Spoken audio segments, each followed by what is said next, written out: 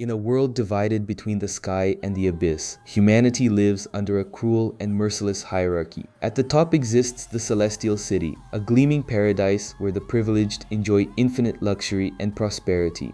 But below, far below, lies the dump, a vast wasteland of refuse where all the trash, all the discards, all the filth of the superior civilization is ruthlessly thrown, and along with the garbage come the people. These are the discarded souls, the condemned, those judged unworthy of living in the light, criminals, outcasts, or simply those who had the misfortune of displeasing the powerful. All of them are hurled into the dump through massive pipes, like human waste.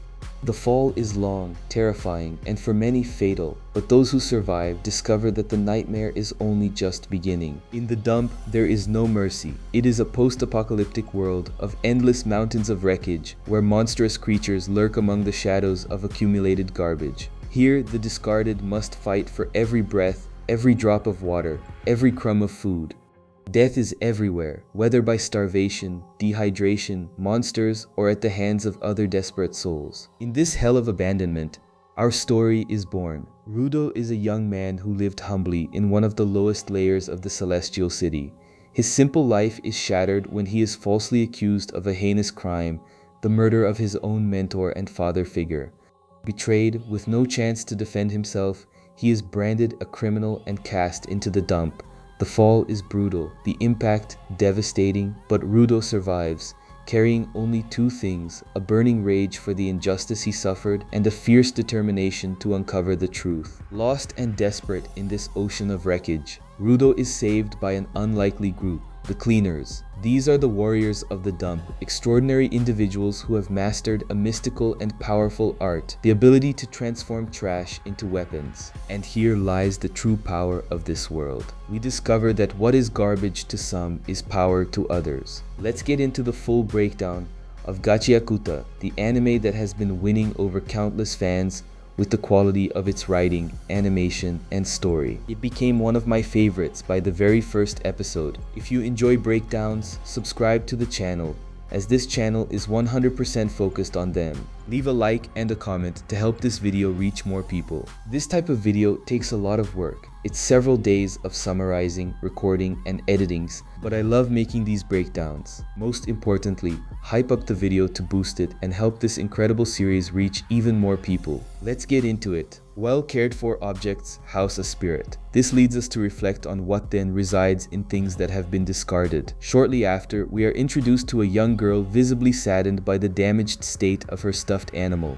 Her mother, noticing her discomfort, promptly promises to buy her a new one, suggesting the current one be thrown away. Once placed in trash bags, these discards are transported to a vast underground depot, a facility connected by ducts to the garbage collection trucks.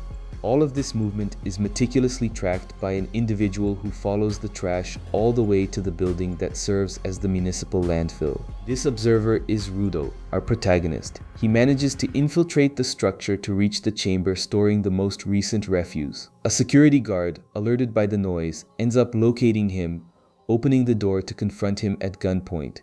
Upon inspecting Rudo, the guard immediately identifies him as the trash delinquent, the guy who has been stealing the city's discards, supposedly in an act of vandalism against the urban aesthetic. Rudo turns to face him in silence. Without waiting for any response, the guard triggers the emergency alarm, calling for immediate backup. Rudo then hurls trash bags at the guards to buy time, one of whom is deeply disgusted to have his uniform dirtied. Taking advantage of the chaos, Rudo escapes through the duct connected to the room. Once outside, he uses his agility to dodge the projectiles fired in his direction. Despite his best efforts to escape, one of the bullets just grazes his arm.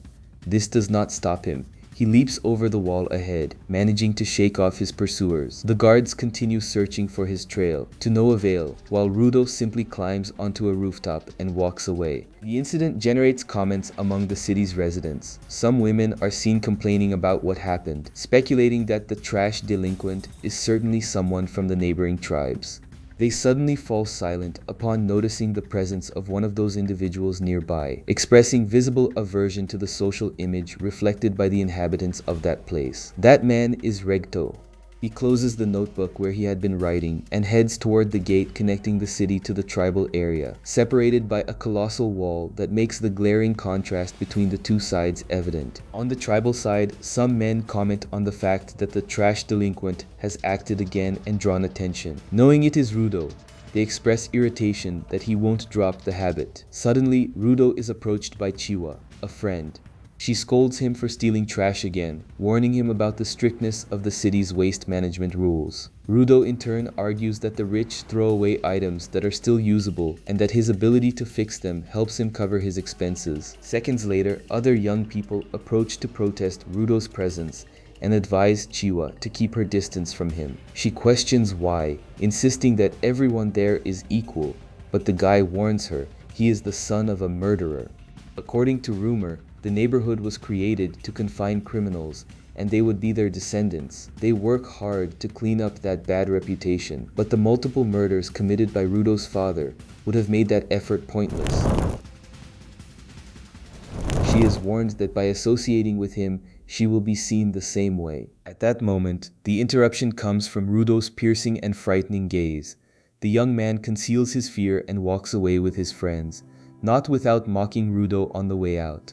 Alone with Rudo again, Chiwa says he is different from his father and that she trusts that, to which Rudo responds with a slightly embarrassed thank you. Chiwa is delighted to see the doll he restored.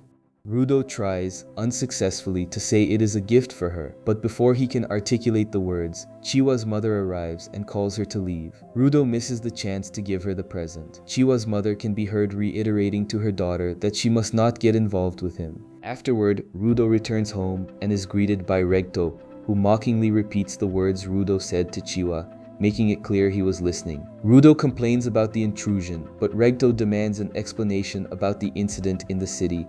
Without waiting for an answer, he reminds Rudo that there is no need to risk his life for money, and that he can cover the expenses until Rudo is an adult.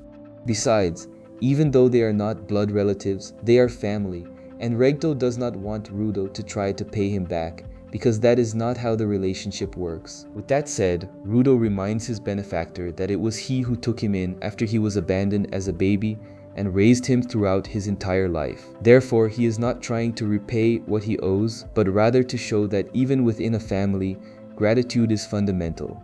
Regto is surprised by the candor and suggests that Rudo open up to Chiwa in that same way so she can understand his true feelings, which immediately provokes Rudo's anger. Setting the conversation aside, Regto notices Rudo's injury. He asks Rudo to remove his gloves and bandages so he can treat the wound and, while doing so, warns him never to return to the landfill because next time things will be much worse. Rudo dismisses the injury, saying it is insignificant compared to the scars his parents left him. Regto, however, insists, reminding him that serious crimes are punished with a death sentence and being cast into the pit, and that was the fate of his father. That is why he wants Rudo to protect himself and value what matters, despite living in such a decayed world. It is explained here that Rudo's hands have been that dark color for as long as he can remember. Sometimes he was overcome by a sharp, piercing pain, and the looks of repulsion people gave his unpleasant wounds deeply affected him in childhood. It was around that time that Regto offered him the gloves. Although already worn out, the accessory immediately relieves Rudo's pain. All of this leads him to believe he will never be able to repay Regto for having practically saved his life. Suddenly, Regto teases him, saying he should win Chiwa's heart before someone else does, praising the girl's beauty, something Rudo immediately refutes, feeling embarrassed. As the conversation continues, a hooded man is seen listening to them discreetly from outside. Next day, Regto observes that Rudo cannot manage a natural smile. He advises him to try mimicking someone else's expression to make a good impression, but Rudo rejects the advice, complaining about the pointlessness of such effort given the intensity of his frightening gaze. Already out on the street, doll in hand, he wonders if Chiwa will be home at that hour. As he walks, the narration informs us that the pit is in fact an enormous garbage dump, because everything that is discarded ends up there. Moreover, it is the final destination of those who commit crimes. We see a large crowd watching the execution of a criminal. At the given signal, the ropes binding him are released, and he falls into the great pit. Rudo witnesses the scene and wonders what happens to those who are thrown into that place. Suddenly, Chiwa surprises him. Due to her unexpected arrival, Rudo hides the doll, a little nervous, and does not give her his full attention. She comments that the view from there is not pleasant at all, and that the neighborhood was built on the city's outskirts to remind them that they will be thrown into the pit if they commit bad deeds. With that in mind, she expresses that it is horrible, because whether they like it or not, they will end up witnessing executions, and she would not want to see him thrown in there. Chiwa acknowledges that a lot of discarded trash can still be useful, but she does not approve of him risking himself for it, fearing he will get caught. Rudo mentions that Recto gave him the same advice. Hearing that, Chiwa agrees, reasoning that it is because he also wants to see him well and cares about him. Rudo laughs at the idea of someone like Recto caring about him, but upon repeating the words, he realizes Chiwa used the word also. Chiwa, aware of what she said, immediately blushes and tries to clarify that she did not mean it that way. Seeing her reaction, Rudo cannot help but fall backward in shock and ends up revealing the doll at the exact moment she notices what he is holding. Rudo struggles to say that when he found it, he thought she would like it and admits that maybe she would not want something that was rejected by someone else. However, he thought the doll would be happier with her than in the trash. He extends the doll toward her. Chiwa takes it, saying she is happy and that she will take care of it forever. Rudo is unable to maintain a normal expression from so much joy at seeing her pleased. As soon as she walks away, he runs with all his strength, elated at having managed to give her the gift. Coming back to his senses, Rudo decides he needs to tell Recto what happened immediately just to see his reaction, and he rushes home. Turning a corner, he suddenly runs into the apostles, the city guards. They ignore the collision to continue on their way, and the neighborhood residents begin to wonder what they are doing there. Rudo in turn ignores the situation and focuses on seeing Recto. However, the moment he opens the door, instead of finding his benefactor, he comes face to face with a hooded figure and an enormous sword buried in Recto's body. The attacker pulls the weapon out, applying more pressure to the wound. Rudo, recovering from the shock, runs in his direction to stop him. In an instant, he is thrown to the ground, coming to after the violent assault, unable to get up to try to stop him. The figure picks up a notebook that was on the floor and examines it before leaving. Rudo forgets about the attacker and focuses on Recto. With his last strength, Recto implores him to flee immediately, but Rudo remains still, refusing to leave him. Recto grabs him firmly and, gasping, asks him to change that filthy world. As Recto draws his last breath, Rudo is struck by a paralyzing dart from the apostles, who accuse him of murder. Rudo tries to defend himself, though he is in a state of shock and under the paralyzing effect of the attack, but they ignore his words and insist on calling him a murderer. In response to his relentless attempt to prove his innocence, one of the guards punches him, knocking him unconscious. Following this terrible incident, rumors that Rudo murdered someone begin to spread among the people in the area. Chiwa, upon hearing everything, clutches her doll, refusing to believe it is true. The scene shifts to the man who functions as judge at public executions. He announces to all present that Rudo committed a grave crime on the beautiful and sacred surface, that he was not content with just looting trash to dirty the city, but had finally committed the most filthy act of all. Although the victim was a member of the tribe, they could not allow a murderer to remain on the sacred surface for even one more second. As he makes this announcement, Rudo is slowly led to the execution site, suspended in the air, his arms bound by ropes. Several city agents watch the trial to prevent any incidents, while the tribe members stand in silence, staring at Rudo with contempt. Without further delay, the judge pronounces the death sentence, and much of the audience celebrates the final decision with the cry, "Filth belongs in the pit." Rudo, fully conscious, wonders internally what the hell is happening, unable to comprehend how things reached this point, especially since he is not guilty. The structure where he is tied is gradually carried to the edge of the cliff overlooking the pit. As this happens, Rudo pleads inwardly for someone to listen to him, scanning with his eyes every person around him. There is one person in particular to whom he dedicates his attention, who turns out to be Chiwa. As soon as he is able to identify her, he uses every ounce of his voice to shout to her that Recto was murdered and that she, please, must look for the real culprit.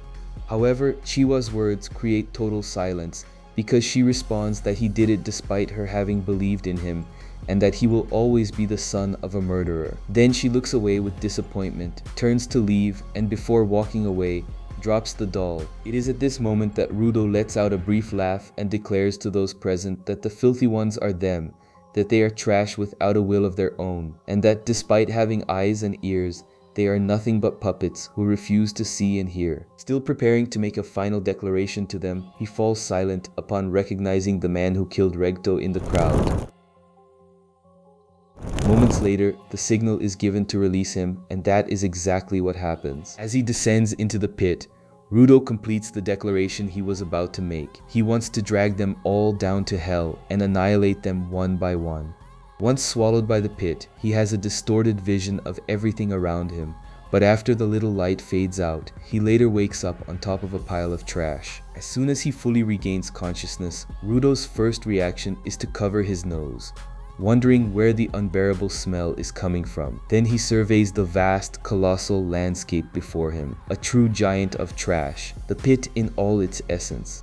Before the magnitude of the place, he wonders where he is, and recovering his memory, remembers having been thrown into the pit. According to the rumors he had heard, the place was an immense dump where trash, human beings, and all manner of filth converged, being hell itself. At that instant, a violent tremor occurs, and Rudo turns to see a colossal monster baring its fangs and letting out a chilling roar, which leaves him petrified with astonishment. The scene briefly shifts to Rudo's thoughts. He always found it strange that, despite all of society's interest in criminal matters, no one seemed to care or even reflect about what happened to those who fell into the pit. Returning to the present moment, Rudo begins to run desperately to save his life, pursued by these gigantic monsters that are advancing rapidly in his direction. Surrounded, he wonders at the nature of those things, which seem to be masses of trash brought to life. He quickly escapes the bite of one of them and, continuing his flight at high speed, falls to the ground. What he finds in front of him is a human skull. This leads him to wonder how they dared throw him into such a place.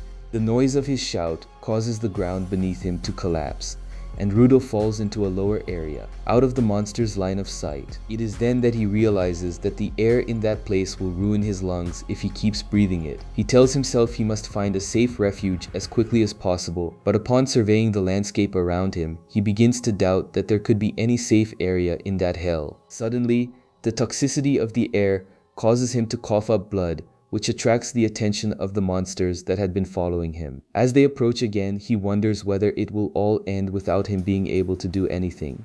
Then he speaks Regto's name, and the image of his lifeless body comes to mind. That memory stops him from giving up and makes him understand that there is still one thing left to do. He picks up a metal rod and declares that those who looked down on him, those who falsely accused him, and those who threw him into the pit will pay. But above all others, the first to pay will be the man who killed Regto. He will search for him, find him, and then annihilate him. At once, one of the beasts leaps to devour him, but Rudo drives it away with a powerful blow from the metal rod he is holding. He thinks he will make death itself wait to claim his life until he fulfills his goal. Elsewhere, an unknown person with an umbrella is seen not far away.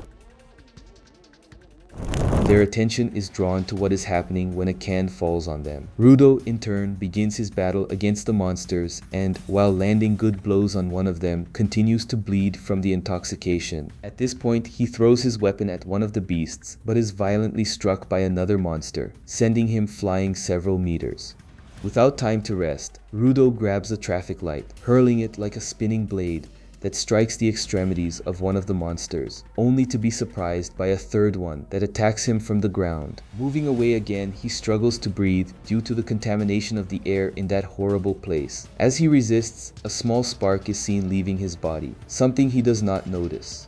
At that moment, he is attacked from two different directions, but at the moment of impact, he uses a roof panel as a blade to cut one of the monsters in half. Seconds later, the creature explodes, leaving no trace. After defeating these enemies, he falls to his knees, not noticing the approach of another monster, this one much larger than the previous ones. As it closes in, the creature slowly rises on two legs, revealing an immeasurable size.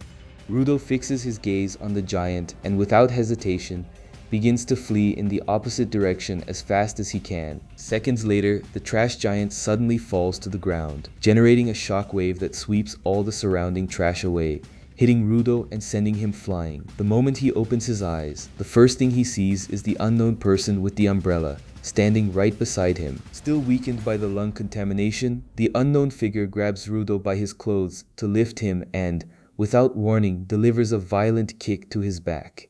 As Rudo absorbs the pain from the blow, the man grabs him again and puts an oxygen mask on him, catching him by surprise, since thanks to it, he can breathe normally. The first thing Rudo asks is what that place is and what those monsters are. Faced with his questions, the man with the umbrella signals him to be quiet and speaks in a whisper. Ignoring the warning, Rudo raises his voice, demanding to know what world that is, and the figure repeats the warning to be quiet. After a few more attempts, Rudo tells him he cannot hear him well and asks him to speak much louder. In response to that and his attitude, the man shouts angrily that they are not underground, but on the surface, and that it was those up there, the ones from the sphere, who threw all that trash down. Furthermore, he already warned him multiple times to be quiet because it is his fault they were located by the monsters. These are the trash beasts, creatures born from debris, and it is pointless to try to destroy them repeatedly with ordinary weapons. They also react to the sound of the human voice, which is why he was speaking softly, but now everything has been ruined because of Rudo.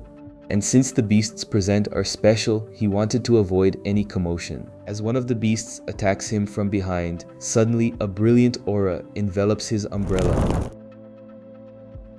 altering its appearance. The man comments that although it is not the best survival tactic, he feels better after having yelled a little ka.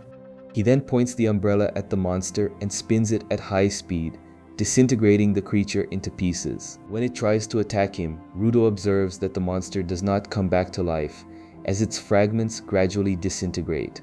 Despite this, the figure notices that an enormous number of beasts are poised to attack them, and before they charge, he does not hesitate to strike first, destroying them rapidly one by one with simple attacks. Witnessing this, Rudo wonders whether his technology is special in the pit, or whether he possesses a unique power. He also thinks that if he had a power like that, he could take revenge on those at the top. One of the beasts charges up a long-range attack, but the man simply spins his umbrella to neutralize the mass of acid. When that liquid splits and falls to the ground, it generates large explosions. Then the figure leaps on top of the monster to rise into the air and holds the umbrella close to his body. As soon as he points the tip toward the beast, he surrounds it with power to perform a special attack, launching it against the creature's head like a projectile. The impact generates a shockwave, and the force exerted explodes not only the beast, but also the ground itself, defeating it in an instant. With the battle over, he returns to Rudo and tells him it is good that he is still alive, while Rudo asks who he is. Faced with the question, the man removes his helmet to introduce himself as Enjin. Taking off his oxygen mask, he adds that he is a simple and humble cleaner. Immediately, he begins to writhe from the foul smell of the air, forced to put the mask back on, and scolds Rudo for having made him do so. Rudo remains silent because suddenly he falls unconscious on the ground due to extreme exhaustion. We return to Rudo's past, where Regto, upon seeing him come home dirty, asks what happened. Rudo responds that he was pushed because he told the usual kids that objects had life, but they laughed at him and hit him. Regto asks if he fought back, and when Rudo answers that he did not, congratulates him for that. Afterward, Rudo reminds him that Regto had told him some time ago about a spirit that would dwell in things used for a long time. Hearing that, Regto supposes that as a result, he interpreted that things have life, and clarifies that it is not quite like that. It is just an old saying to encourage people to take good care of their things. However, Regto confesses that, in reality, he himself believes the statement to be true. While cleaning the dirt off Rudo, Regto suggests the possibility that the towel is cleaning him thanks to the spirit that inhabits it. Rudo asks whether the objects around him also possess spirits. Regto responds that it is possible they do, and upon seeing Rudo's gaze directed at his gloves, tells him that a spirit will certainly dwell in them if he takes good care of them with affection. It is at this moment that Rudo slowly wakes up, immediately realizing he is completely chained. Enjin greets him calmly, but Rudo begins to insult him, demanding to know why he is transporting him that way and what he intends to do with him. After hearing him out, Enjin clarifies that he is carrying him with delicacy because he passed out, but Rudo demands to be released since he needs to return to the top immediately. Enjin informs him that unfortunately that will not be possible, and explains that they call the upper world the sphere. He then asks him how he plans to fly up there, showing him the dizzying height he would have to climb. He also indicates that the sphere is in constant motion and that, for several reasons, right now it is not possible. If Rudo understands, he should be quiet, or they risk being devoured. Despite the warnings, Rudo swears he will return, regardless of what he says. Based on the phrase, "right now it is not possible," he assumes Enjin knows some way to go to the sphere.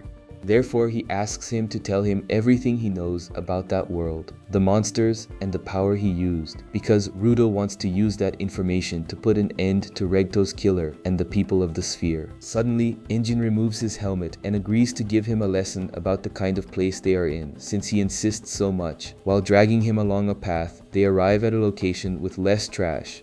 There, Enjin warns him that the rest is up to him and turns to leave him, ignoring Rudo's complaints. Seconds later, Rudo realizes there are more people in that place. The people are surprised by his presence. One of them, judging by his clothing, assumes he is an inhabitant of the sphere, but not wanting to jump to conclusions, calmly asks where he came from. Somewhat nervously, Rudo answers that he fell from the sphere, which causes everyone there to suddenly remove their masks, showing great enthusiasm about him being a resident of the sphere. Rudo asks who they are, while they find it strange that they speak the same language. Sensing his fear, the leader explains that in general they only encounter the bodies that fall from the sphere. He also considers it a cruel and horrible way to have him tied up, and agrees to free him. While being untied, Rudo begins to think this man is more reasonable than Enjin, but without his realizing it, he is tied up inside one of their vehicles. They feared he would run away. Gagged, Rudo has no choice but to struggle. For his part, the leader informs him that the bodies of spherites are sold for a lot of money, as many people are interested in them, whether the whole corpse or parts such as eyes, arms, legs, and clothing. He then clarifies that they are so valuable because the entire local population hates them. This is due to the fact that they never stop throwing trash from above, and the accumulation of that debris is what generates the toxic atmosphere and created the monsters. Many have died at the hands of those beasts, others were crushed by the trash, and others were left homeless due to the contamination. With that in mind, it is natural that these people plan to mistreat him or do much worse things to him in public, and after selling him, they will witness his fate. However, since it does not suit them for him to starve, they begin to force feed him with food that is obviously disgusting. Due to his reaction, the leader assumes Rudo considers surface food as trash, assuming that the delicate ones of the sphere detest even touching such things. The moment he tries to feed him again, Rudo violently bites two of his fingers, making the leader recoil in pain, with the flesh torn. Meanwhile, Rudo begins to chew the flesh and eats more than was left for him, telling them that this is not trash, since it can still be consumed without problems. Furthermore, he criticizes that people talk about the sphere, the surface, the trash, the tribes, about some being above and others below. As a mysterious power emerges from his hands and surrounds the chains, Rudo advises them not to divide everything according to their own convenience. With a violent tug, Rudo breaks the chains and warns them he will no longer hold back, releasing his power across the ground. Enjin observes the scene from a distance and notes the great amount of energy he possesses, confirming his suspicions. At this point, the words Regto said to Rudo in the past are repeated, that certainly one day a spirit would inhabit those gloves if he took good care of them, and that without doubt they would help him. Rudo takes the chains in front of him and infuses them with power, surprising the bandits, who did not expect someone with that ability to come from the sphere. Enjin confirms that Rudo is someone with the ability to give life to objects to draw out their power, which they call a giver. When the bandits try to attack him, one of them warns the others to go for the chains, since givers cannot use their power without their object. However, as soon as they manage to take the chains, Rudo grabs a tire from the ground and transforms it into a weapon. This catches both the leader and Enjin off guard, since Rudo is capable of using more than one object. After Rudo has beaten all of them, he slowly walks toward the bandit leader, who, despite his fear, insults him for being a filthy spherite. Before Rudo can attack, Enjin appears just in time to stop him and ask him to calm down. This act causes Rudo to regain his senses and his gaze to return to normal, causing the objects that were suspended in the air to fall to the ground. Without further delay, the bandit falls unconscious from the shock, while Rudo tries to process what just happened as the tire beside him disintegrates into ashes. There he realizes that, upon remembering Regto's words, his gloves began to emit that power. Enjin notices Rudo has started bleeding from the nose and tells him his body cannot handle that much power. He then apologizes, explaining that he was testing him to confirm his ability. Furthermore, he agrees to teach him everything about that world and the power, but in exchange, he asks him to join the cleaners as they need him on the team. Rudo is a little shocked by the proposal, but without much thought, he refuses. In another scene, an individual on the rooftop of an abandoned building finds it strange to receive a call from Enjin and asks what is going on. After hearing what Enjin tells him, he is surprised by the fact that he found a rough diamond. Enjin tells him he found him by chance in the Forbidden Zone and that the young man possesses a very peculiar ability. In fact, from what he saw, the ability is extraordinary, which is why he recruited him as a cleaner and will bring him so he can meet him later. Now we see Rudo on a stretcher being treated by a doctor. After hearing Enjin, Rudo reminds him that he never said he would join them. Enjin questions whether he can really afford to choose, to which Rudo clarifies that he needs to return to the top as quickly as possible. Suddenly, the doctor interrupts, exclaiming that he was lucky to have survived the Forbidden Zone, since if he had breathed more air in that area, he would already be dead. To make matters worse, he was also kidnapped, which demonstrates his bad luck, and he should be grateful to the cleaner for saving his life. Rudo gets annoyed at being scolded, but at that moment, the doctor announces that the treatment is finished and kicks them out with loud shouts. Outside, Rudo thinks it over and decides to thank Enjin for having paid for his treatment, but clarifies that the only thing he is looking for is information and that he has no time to be a cleaner. Enjin then reminds him that the individuals who are going to take him treat spherites like trash. He can go around asking whoever he wants, but if they find out who he is, it will be the end of him. Rudo continues to reflect on the matter, and Enjin clarifies that what he means is that people in that world are not kind enough to give information for free. Afterward, Enjin takes him to get something to eat and is surprised by Rudo's appetite, although that is to be expected considering how much he vomited after ingesting that trash. At this point, Rudo looks around, observing the city and the people moving about normally. He is surprised because he thought the pit only had great mountains of trash, but he realizes he was wrong. Taking the opportunity, Enjin asks Rudo his name, and Rudo finally introduces himself without stopping eating. Enjin praises the name and announces that it is time for his first lesson about the surface. He explains that on the surface, emotions or anima accumulate in trash and upon reaching a certain point, convert into energy that can cause different phenomena. One of those phenomena is the origin of the trash beasts, which attack humans as soon as they see them. Generally, they inhabit the trash areas outside cities, though they occasionally attack them. Rudo questions whether it would not make more sense to build walls, but Enjin tells him his idea is naive, since people cannot live confined forever. Rudo agrees with the reasoning. Enjin reminds him that ordinary weapons do not work against these beasts because their core is made of anima, but that he with his gloves could defeat them. It is the same principle as a knife a chef has sharpened with care,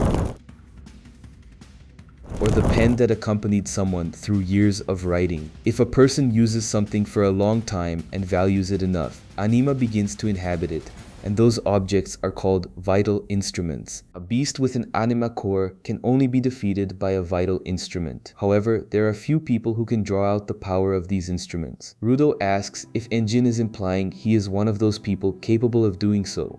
Enjin confirms it, saying that they both share that type of power, making them, therefore, givers. Upon hearing this, Rudo processes the information in silence, thinking that, after all, what Regto used to tell him was true. Enjin comments that the cleaners are an organization that exterminates beasts, and that for that reason they recruit givers. Rudo realizes that is why he was invited to join them, and asks whether, by accepting, Enjin will help him figure out how to return to the sphere. The question catches Enjin off guard. He confesses that in truth, he has absolutely no idea how Rudo can accomplish that. Rudo is extremely shocked and quickly gets annoyed, asking why he acted as if he knew then. Enjin clarifies that he never claimed to know, but believes he knows who could help, their chief, a true know-it-all. Rudo gets a little irritated, since that means he will have to meet him first. Setting the subject aside, Enjin gets straight to the point and asks him to talk about his gloves, wanting to know how he got them. Rudo becomes a little downcast at the question and explains that his adoptive father gave them to him when he was a child. Therefore, they are his treasure and the only memory he has of him. Enjin understands him immediately, noting that although they are worn and old, he still takes very good care of them with great affection. It is important to take care of what one has valued for a long time, even though most people cannot manage something so basic. In his opinion, Rudo has a fine pair of gloves with soul, and he hopes he will take care of them forever. Rudo is surprised by his words, and at that moment, recalls the exact instant Regto gave him the gloves, which moves him. Suddenly, Enjin's bracelet emits a sound. He stands up and says it has gotten late and that the lesson about the surface ends there. Before he walks away, Rudo stops him and thanks him for everything he has done, apologizing for not having done so earlier. Enjin smiles and throws him a bag of coins, saying that is the money he has at the moment and that he should spend it wisely. Rudo is surprised he is giving him money and asks if it is alright. Enjin responds that it is no problem at all, because that money was obtained by selling Rudo's clothes, and that is what he used to pay for the treatment and the food. Upon learning this, all of Rudo's calm disappears and he shouts that he is going to beat him up, although Enjin clarifies that he would not have been able to wear sphere clothes on the surface anyway. Rudo continues to be quite angry after Enjin leaves, but it is at that moment that he sees a cat stealing his bag of money. Quickly, Rudo chases the cat through a dark alley and leaps to catch it, missing the target. Even so, Rudo gets up to keep running, and to find his way he grabs a staff, not realizing a person was holding it. With this staff, he manages to capture the cat, and after receiving several scratches, recovers his bag of money. The next moment, the person from before approaches, saying that the object in Rudo's hands belongs to them and must be returned. Rudo is confused, thinking they are talking about the money, which is clearly his. The person clarifies they are referring to the staff Rudo is holding. Rudo, however, does not understand the importance, since it is just a piece of wood. Before Rudo can react, the man appears behind him, pushes him, and recovers the staff. With the object in hand, the figure smells the wood, which makes Rudo wonder what is going on with him. It is then that Rudo notices the man's uniform has the same emblem as Enjin's, indicating he belongs to the cleaners. Suddenly, the man's staff begins to glow. After performing some maneuvers, he warns Rudo that he cannot steal his treasure and walk away unharmed. When the staff transforms, Rudo confirms he is dealing with a cleaner, and the man warns that he will teach him a lesson and that he will be witness to his lovely assist stuff. Without hesitation, he strikes Rudo directly in the face with the staff, saying that if he is willing to steal someone else's treasure, he must be prepared to get hurt. Rudo is shocked, since he barely managed to dodge the blow, but is surprised to hear the figure say he knows his name. The man confirms he is from the cleaners, commenting that Enjin told him about Rudo in general terms. He introduces himself as Zanka Nijiku, a member of the cleaners. Enjin asked him to be his instructor, but he did not think he would start by having to teach something as basic as the fact that stealing can result in getting hit. Rudo promptly clarifies that he only grabbed the staff to catch the cat that had stolen his money. Ignoring what Rudo says, Zanka asks him to tell his parents they should have raised him better. This comment makes Rudo lose his composure, because that person knows nothing about his life to insult Regto. His anger makes his eyes glow in the darkness. But it is then that Rudo has another memory of his adoptive father. Regto once told him that if he wants others to pay attention to him, he must not be prideful, because first he needs to try to calm down and put himself in the other person's shoes in order to understand their feelings. The memory calms Rudo down, who returns to normal, understanding that Zanka got angry because he thought Rudo had stolen something very valuable from him. If someone tried to take his gloves, he would be furious too, so he can understand. With that in mind, Rudo calmly clarifies that he did not plan to steal the staff, as he did not know it was so important to him, and he apologizes. Hearing this, the glow on Zanka's staff disappears, and he calms down, realizing Rudo had no intention of stealing. Zanka also apologizes, commenting that he lost his head because the staff is his treasure, but that he did not mean to frighten him. Rudo falls silent, clearly shocked, because it is the first time he has made peace with someone, and Regto's advice really worked. Zanka helps him to his feet, treating him like a friend, and asks what his vital instrument is.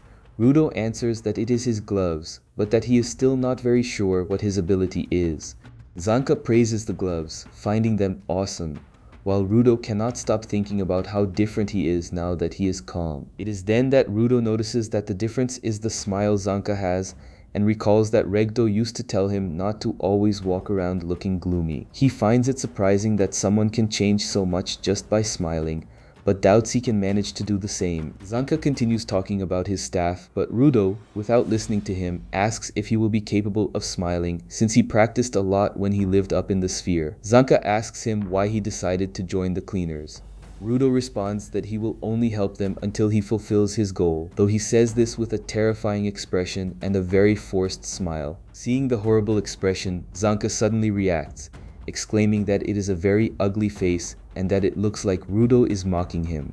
Rudo is startled, saying he does not understand the anger because that is his best smile, but Zanka clarifies that he cannot call an expression that repugnant a smile. This comment leads Rudo to question what he did wrong, and he decides to change his expression, trying to smile again. Despite his efforts, his face remains quite frightening, which infuriates Zanka. He asks if Rudo is crazy because, after all, he was very friendly, but now Rudo is crossing the line and mocking him with that grimace. Rudo also gets angry because he cannot accept being treated badly by someone he is smiling at. Zanka responds that surely the fact that Enjin sees talent in him has gone to his head. He reminds Rudo that they risk their lives daily against trash beasts and other threats. Therefore, he finds it terrible that he said he would only help them until he fulfills his goal, which must be very trivial judging by the clown face he made when he said it. Again, Rudo loses his composure because he recalls Regto's final moments when he asked him to change that world before dying. Rudo looks at Zanka with a somber expression and clarifies that his goal is not trivial, that he is also very serious, and that he cannot mock him. Zanka confirms his suspicions from this and comments that since he first saw him, he knew they would not make a good team. Suddenly, his staff begins to glow again, signaling a fight. Rudo picks up an iron pipe from the trash and activates the power of his gloves, saying he had the same impression. Zanka is surprised to see that Rudo's power extends to the object in his hands, since he supposed his vital instrument was the gloves. It is then that Zanka realizes that Rudo's true ability is converting the objects he touches into vital instruments. Rudo's eyes begin to glow, but Zanka suddenly laughs and says that is cheating. However, he now understands why Enjin called him a rough diamond. Even so, he wants Rudo to remember clearly that a mere prodigy cannot fight at the level of a solid, all-around guy like him. Zanka suddenly raises both hands, and Rudo immediately notices he is no longer holding the staff. When he least expects it, the staff falls from the sky at high speed, destroying the ground at his feet. Rudo moves away without understanding how he managed that, but Zanka does not give him time to think and continues to attack. While they fight, Zanka says Rudo reacts much too slowly and that the only good thing he has is his vital instrument. Rudo gets angry and tries to attack him, but Zanka slams him to the ground with just one blow from his staff, saying his attacks are ridiculous and that although he has power, he is still scum. At that moment, Zanka notices a stain on Rudo's face and, upon smelling it, realizes it is excrement. This deeply disturbs him. Quickly, he notices that Rudo was attacking him with a dirty plunger. Rudo had not even noticed this, but gets up to continue fighting and in the process splatters more excrement. Completely mortified, Zanka dodges all the blows and begins to flee without hesitation. Rudo does not understand what is happening since the man suddenly seems very frightened, but thinks it is very satisfying. Rudo follows him everywhere and Zanka tries to call a truce, arguing that it is not fair for him to use that thing as a weapon. After running for a while, Zanka trips over the cat from before. Rudo leaps through the air to attack him, spattering Zanka's clothes and face, which makes him let out a piercing scream. Enjin arrives at the scene shortly after, saying it is good that they are already friends, though he is puzzled upon seeing the state Zanka is in. After finding out what happened, Enjin cannot stop laughing on the way back, saying he has never heard anything like it. Zanka falls silent, completely mortified, since he had never been humiliated in that way. Rudo, for his part, continues to process the fact that he was fighting with excrement. When he finally stops laughing, Enjin tells Rudo that Zanka is one of the most experienced givers at handling vital instruments, and that Rudo should learn from him. Setting that aside, he asks the girl behind the vehicle when she arrived. It is Rio who looks at Rudo and answers that she was just curious. Without thinking, she starts playing with his hair. Rudo freezes, not knowing how to react, and wonders whether it is normal on the surface for women to play with men's hair. Without wasting time, Enjin puts the vehicle in motion, announcing that they are on their way home, the cleaner's headquarters. After a long journey through landscapes of abandoned cities filled with trash, the vehicle passes through a tunnel and finally stops. Everyone gets out of the car, and Enjin welcomes Rudo to the cleaner's headquarters. Upon entering, the others say their goodbyes to Rudo and go their separate ways. Enjin, however, accompanies him to introduce him to Semu, the receptionist. She explains to Rudo that from now on, every time he enters the place, he has to check in with her. Before Rudo can explain his ability, Semu suddenly uses a fork at full speed to kill some flies that were hovering over Rudo. Both fall silent. Semu smiles and introduces herself, commenting that Enjin told her about him, including his origin. However, she wants to see his potential in person, and for that purpose, she puts on her glasses. Enjin clarifies that the glasses are Semu's vital instrument and allow her to sharpen her visual acuity and see the essence of people. Rudo is surprised, as he did not know vital instruments could be used in this way. After concentrating a little, Semu's glasses begin to glow, illuminating her eyes. However, when she tries to see Rudo's essence, the glow goes out immediately, and Semu appears somewhat perplexed. Enjin asks what she saw. Semu composes herself and explains that Rudo's physical ability is very high, so it will not be necessary to train him from scratch. His harmony with his vital instrument is remarkable, but the mode of use is still not stable, and he will need training to use it naturally. Enjin asks if that is all, but Semu clarifies that there is something more, and with a serious expression comments that Rudo has excrement on his neck. Rudo is surprised to hear that, while Enjin starts laughing, saying that is why he was attracting the flies. Enjin thanks Semu for the information and announces that for now he will introduce him to the chief. Despite the laughter, Enjin takes a moment to look at Semu before leaving, knowing deep down that that was not all she had managed to see in Rudo. While walking through the corridors of the headquarters, Enjin explains to Rudo that between fighters, sentinels, and supporters, there are around 100 people there. Depending on the cleaning area, there may be other headquarters, so it is rare for everyone to gather there. With that in mind, Enjin decides to introduce him to the others, assuming there will be few cleaners at the moment. However, upon opening the door, he comes face to face with a crowd of people with an unfriendly appearance. Seeing the scene, Enjin immediately closes the door without saying anything and comments that there are a lot of people, so it is better to leave that for later. Without further delay, he takes him to the chief's office. Rudo tries to enter to ask directly how he can return to the sphere. Enjin stops him, knowing what he is planning, and reminds him that in any place, information is valuable and no one will hand it over for free. He should explain that he will work at the headquarters in exchange for that information. Furthermore, Enjin warns him not to ask the chief about his vital instrument, since not even they know what it is, and the chief has never revealed his ability to them either. Even so, the cleaners follow the chief not only because of his great power, but also because of his great loyalty. Understanding all of this, Rudo steels himself and decides to open the door to the office, but is surprised to find it empty. Enjin is also confused. It is then that Semu appears behind them, saying she forgot to mention that the chief is on a work trip and will not be back for a while. Rudo is very unsettled, but Enjin apologizes with a smile, saying that it appears he will not be able to see the chief just yet. Semu makes it clear she does not know when he will return, and Enjin complains that the chief always does things on a whim, despite being in charge, and that something tells him it will take quite a while for him to return. Rudo does not look at all happy with the situation. It is then that Rio appears and suggests that he observe the others' work in the meantime. In any case, only the chief can officially integrate him into the cleaners, so they can allow him to accompany them on the job as an apprentice. Rio suddenly comes close to Rudo and clarifies that she also wants to learn more about him. leaving him speechless. With Rudo's acceptance, Semyu begins to explain the request, informing that residents near the contaminated zone have reported trash beasts approaching the barricade and are requesting a preventive cleanup.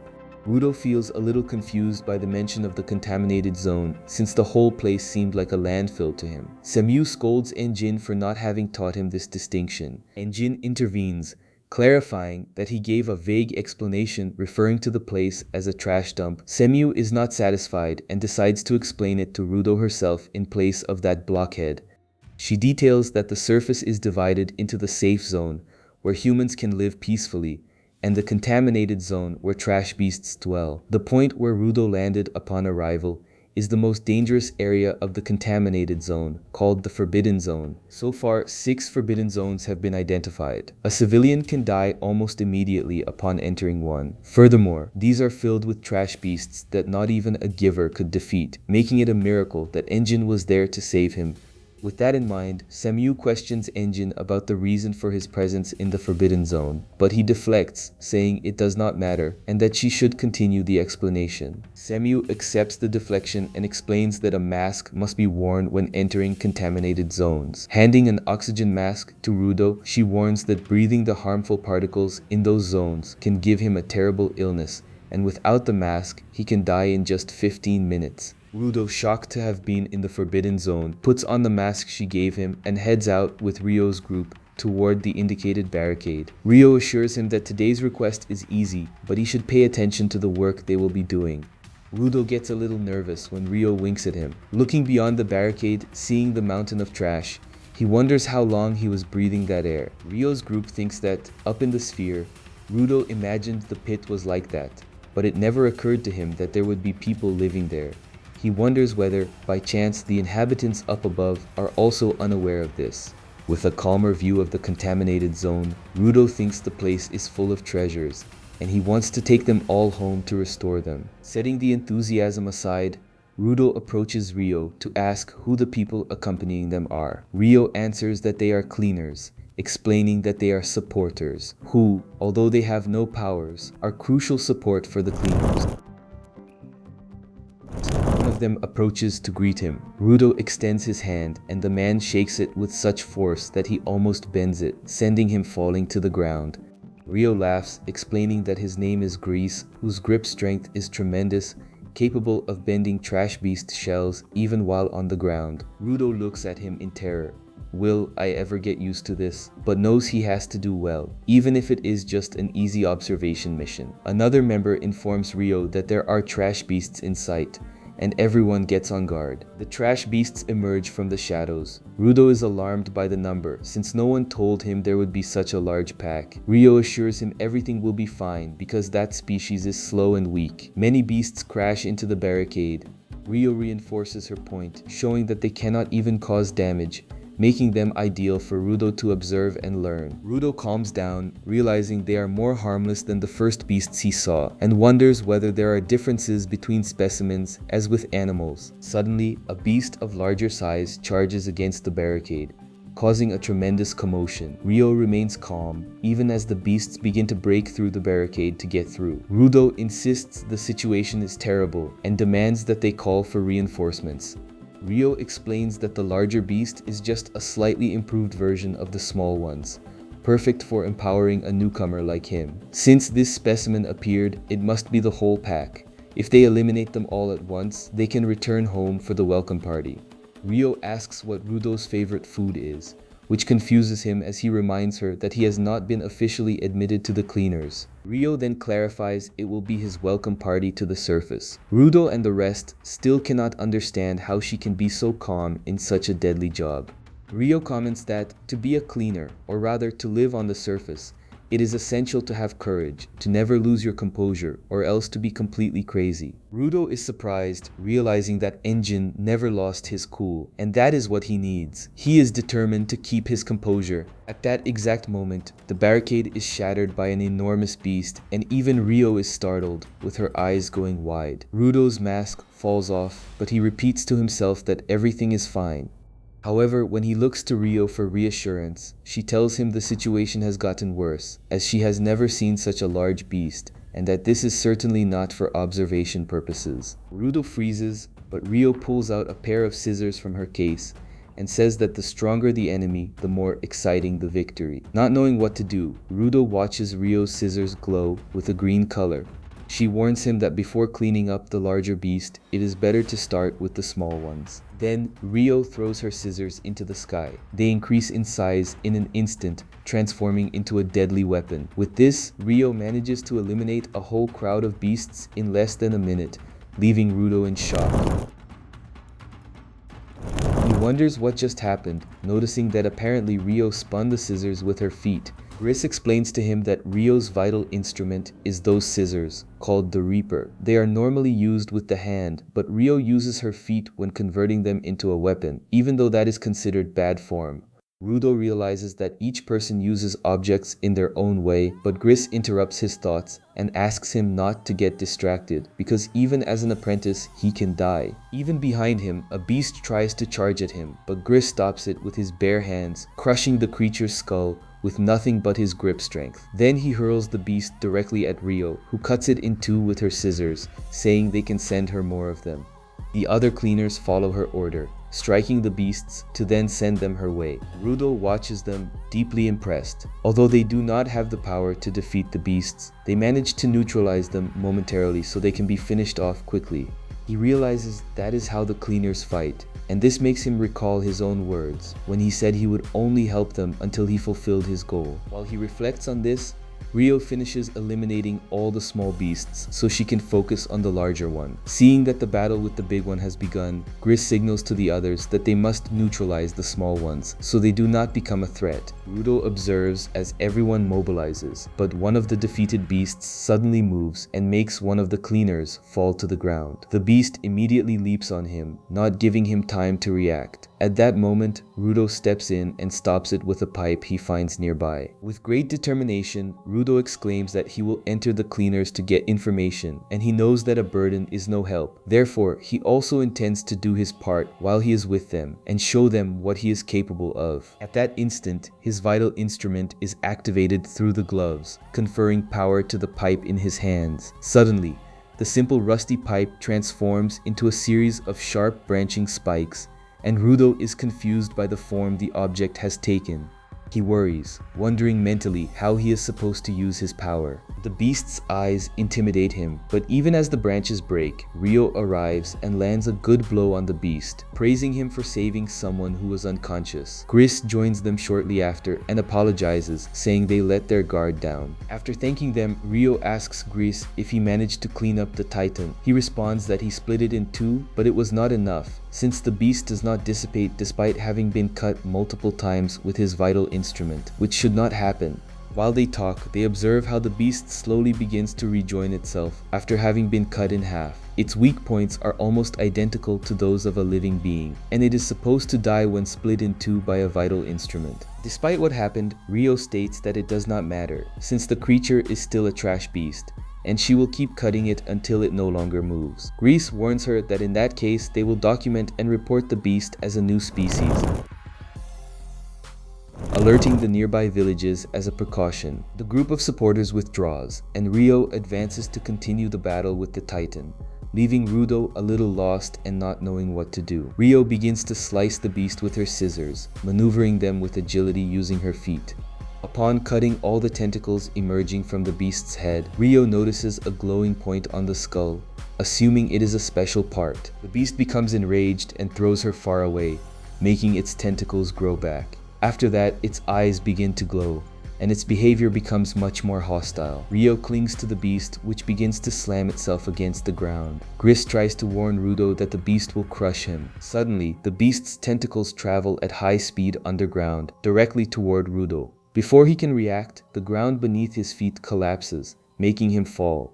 Rudo begins to reflect. His goal was to beat up Regto's killer and the people up above, but he cannot even use his power well. And on top of that, he ended up being a burden who needs to be defended. This leads him to wonder whether he is really of any use. However, before he sinks into the darkness, someone grabs his hand. Gris holds him firmly and helps him back up to the surface, carrying him on his shoulders and running with him at full speed. As they move away, Grease comments that he does not know why Rudo froze, but if he has a goal, he must flee before he cannot fulfill it, and observe their work. Rudo then directs his gaze toward Rio, who uses her scissors to attack the glowing point on the beast's head, assuming it is its weakness. By doing so, the beast converts into a cloud of ashes. Gris and Rudo run to check whether Rio is alright. She shows them a rusty object and comments that the Titan died when she pierced it, indicating it was its source of propulsive power. Gris is very surprised upon seeing it up close, realizing the object is a vital instrument. In another scene, we see one of the men who tried to sell Rudo waking up in an unknown person's hideout. Confused, he comments that the only thing he remembers is getting beaten up by that spherite. At that moment, the person in the hideout asks him where the spherite he is talking about is. Shortly after what happened, Zanka is seen sleepily walking through the headquarters corridors. Suddenly, he hears a commotion in the distance. Investigating what is going on, preparing to perhaps have to fight, he finds a large number of cleaners celebrating with food, games, and drinks. Zanka approaches Rio to ask what is going on. She explains that they are celebrating Rudo's welcome party to the surface. Zanka, however, comments that surely everyone present is only there to drink for free. Rio clarifies that there is nothing wrong with the celebration also serving for them to have fun, and that she sees no problem with it. Zanka looks around and notices Rudo with his head resting on a table alone, commenting that apparently the guest of honor is not feeling very animated. Rio explains that he has been like that since the day before because he could not use his vital instrument well. Setting that aside, Zanka mentions yesterday's request since he heard a very strange trash beast appeared. In response, Rio tells him that unlike normal trash beasts, its core was not made of anima but of an object. An object with power is a vital instrument, which means a trash beast was born with that source of power. Rio comments that this left them very puzzled, and that in truth she does not know what to do, despite her apparent seriousness. Rio's expression shifts to a carefree smile, and she comments that it is better to let those up above worry about the unknowns. Zanka is not at all impressed by such a sudden change of attitude, since he knows Rio never changes no matter what happens. She tells him that when the chief's meeting is over, Enjin and Semyu will be joining them, which surprises them. On the other hand, Rudo remains at the table, looking at his gloves with despondency. At that moment, Gris approaches him to introduce himself formally, and mentions the great effort he demonstrated the day before. Rudo also introduces himself and clarifies that he did nothing, but Gris reminds him that he promptly protected his companion from one of the trash beasts. The person he saved is a young supporter named Follow, who wears glasses. This description makes Rudo recall his failed attempt with his ability the day before, and that does not make him feel any better. Rudo confesses that he could not use his power, and that after his failed attempt, he and Rio had to save him. He says it has been like that since he was up in the sphere, where anger always blinded him and he only struggled, leaving Regto to sort everything out for him. Clearly frustrated, Rudo comments that, although he must return to the sphere as quickly as possible, he has not changed, because someone always ends up saving him and he cannot live up to expectations. Gris suddenly interrupts to thank him, something Rudo was not expecting. Seeing his confusion, Gris explains that when people look at supporters, they generally think they are weak and powerless, despising them as deadweight in the cleaners. At first, even some cleaners thought that way, but something tells him Rudo is not like that, and for that reason he is grateful. Rudo is surprised, not knowing what to say. Gris tells him that Follow joined the cleaners to put an end to the trash beasts, but those who lack power cannot eliminate them, so he is taking care of an important object to become a giver. However, Follow will continue to be a supporter even after becoming a giver, to teach a lesson to those who underestimated him. With that in mind, Gris asks Rudo to set aside expectations and the obsession with being strong, and asks him what he really wanted to do. Rudo does not understand what he is referring to, so Gris clarifies there must have been something he wanted to do before arriving on the surface and before everything that happened to him. He should try to remember that and return to the beginning, because that way he will immediately know what he must do to accomplish it. Gris gives Rudo a pat on the head and encourages him to trust in himself and move forward with his life, even having fallen to the surface. Rudo is surprised, becoming even somewhat moved by the gesture and Gris's words. But before he can fully react, Enjin appears beside him out of nowhere, leaning on his shoulder, visibly exhausted. He asks why Rudo has not eaten anything. Rio does the same, saying he has to eat since they organized the whole party because of him. Gris stands up and in a friendly manner invites Rudo to join the others to eat until they burst us. Rudo falls silent for a moment, clearly surprised, but upon seeing the warm atmosphere waiting for him, he decides to get up from the table to go with them. As they eat, music begins to play. Suddenly, several people in the place get excited, seeing a certain individual shaking some paint cans.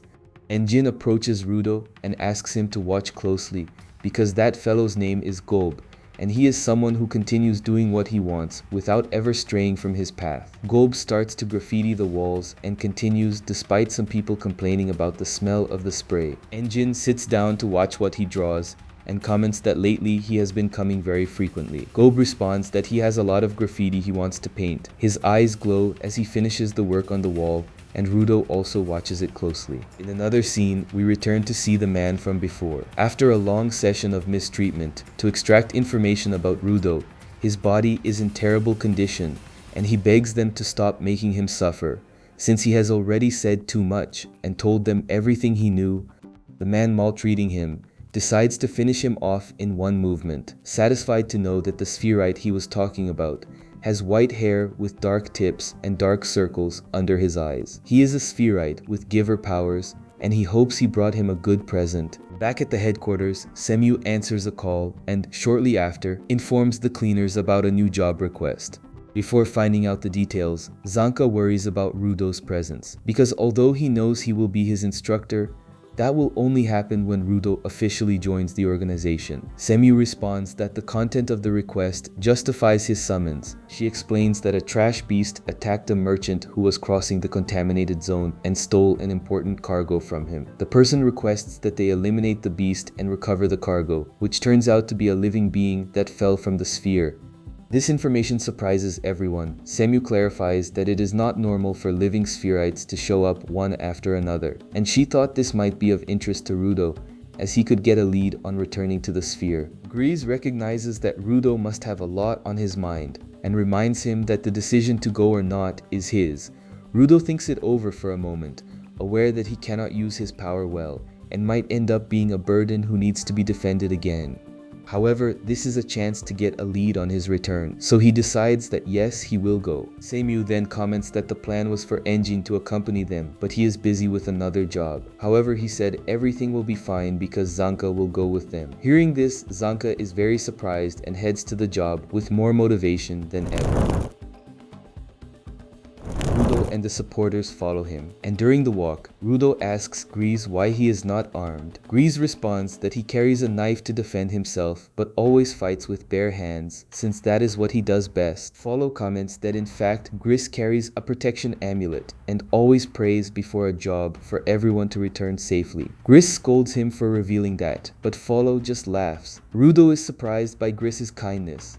Gris shows the amulet and clarifies that it is just a trinket he bought at a stand nearby, but praying does not cost anything and he does not mind doing it. Suddenly, a woman appears furtively among them and informs them that she is the merchant who requested them, and that she will guide them to the trash beast. Rudo and Grease rush to ask her about the spherite she was carrying, wanting to know what he was like and whether he told them anything. She responds that she found him by chance while carrying merchandise and saved him, but since he was unconscious, she could not speak with him. Rudo looks at her with suspicion and asks whether she plans to do business with him, but the woman assures him she does not, as she is genuinely concerned. With that clarified, the group follows her, but Zanka thinks that trash beasts always attack whenever they see a human, which makes it unlikely that the spherite is still alive. He finds it very strange that a beast would kidnap a person, but lately there have been many frightening changes, referring to Rudo, and he no longer knows what to believe. Arriving at a certain area, the woman points to an abandoned building, explaining that the beast fled inside. The group prepares to investigate. Zanka asks everyone to stay alert. The moment they enter, they notice a person, and the woman suddenly pushes them to hurry. As they get closer, Rudo realizes the person they saw is not human, but just a simple doll. The woman asks him to hurry, and suddenly she moves away as the ground beneath their feet turns into mud, making them fall into a trap. At the bottom of the pit, Gris asks where the spherite she was talking about is. The woman responds that he is right there, pointing at Rudo. Then she transforms into mud. Zanka quickly understands the situation upon seeing purple-colored lamps in the darkness, knowing they have fallen into a trap set by the raiders. Gris explains to Rudo that these are a gang of bandits who were originally a group of thieves, but a few years ago their modus operandi became more sinister. It is said they are conducting experiments with strange things, and furthermore, all raiders are givers. At once, Gris orders the other supporters to secure an escape route and asks Folo to stay with him to defend Rudo. Zanka realizes it is up to him to handle the dirty work and asks them to withdraw immediately.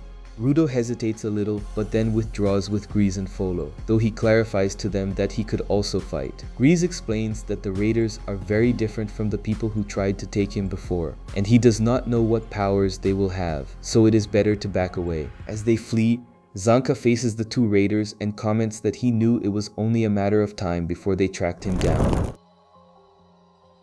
He acknowledges that Rudo could be worth a fortune, and that they could live in opulence if they sold him. At that moment, the woman smiles and clarifies that they do not want the boy to sell him, but rather to learn more about the sphere. The best way is to have a spherite in person to tell them many things, such as how he managed to cross the border alive. Zanka ponders for a moment, but then responds that he does not care about the sphere, and that in short, the request was a trap to lure Rudo, and there is no trash beast at all.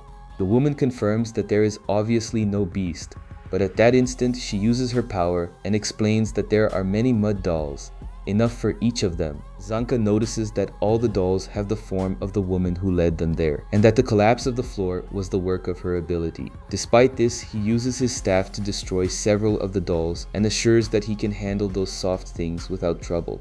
The woman warns him to be careful, as among the dolls there is one with a prize hidden inside for him. Zanka blocks several blows from the dolls, destroying them one by one. However, one of the dolls melts away, revealing the woman's fellow raider, who delivers a direct blow to Zanka, slamming him against the wall. The man warns Zanka that it was a great oversight on his part to let his guard down and forget about him. Then he goes back into hiding, and the woman clarifies that Zanka cannot blame her, since the cleaners only fight against trash beasts and are therefore not used to fighting people. The dolls begin to move again, and Zanka gets up to fight once more, destroying several of them. However, the raider repeatedly catches him off guard, hitting him with punches and kicks from behind. When he falls again, the woman comments that she forgot to mention something, that beforehand she transformed some parts of the floor into mud. Zanka realizes this when he tries to stand up and slips. She warns him that he will get stuck if he moves too much. He is the only one from his group who seems capable of fighting, so if they neutralize him, they will achieve victory and then go after the spherite. Zanka suddenly interrupts her, standing up and saying he is fed up with her dirty tricks and pathetic methods, but he has analyzed them and now knows how they work. He knows the woman uses the shovel to manipulate the mud, and the man uses a vital instrument to strike, or that is what he thought, but he realized they were normal punches. He was able to distinguish for a moment that the man is wearing snow boots, and that he crouched down to do something before the woman summoned the dolls. He heard somewhere that those boots are meant for walking on unstable terrain, which explains the choice of him as the woman's partner, since he does not sink into the mud. Zanka smiles and says they are made for each other, but that he has already seen and learned how they fight together. This clearly catches the raiders off guard, but the woman warns him that mocking them will not change anything, and on the contrary, will be worse for him. Zanka responds that he may have less experience than them in fighting people, but he knows his own vital instrument far better, and that is something they should not underestimate. He remembers perfectly the weight, smell, and texture of his staff and gives it maintenance every day, asking it how it is doing. Furthermore, he uses it daily and knows how to handle it so that it hits where he wants and sends them flying through the air, and that, as he already said, he knows very well. After saying all of this, Zanka exclaims that he has talked too much and raises his staff to show them what he can do. All the mud dolls run toward him, but when Zanka strikes his staff against the ground, he creates vibration waves that allow him to know exactly which of the dolls the raider is hiding in. In less than a second, he runs to that doll and delivers 2 consecutive blows, knocking out both raiders before they can react. With the woman knocked out, all the mud dolls fall. But when Zanka thinks it is over, the man from before appears behind him, catching him off guard. As Zanka faces the attacker, Rudo continues to run together with the supporters.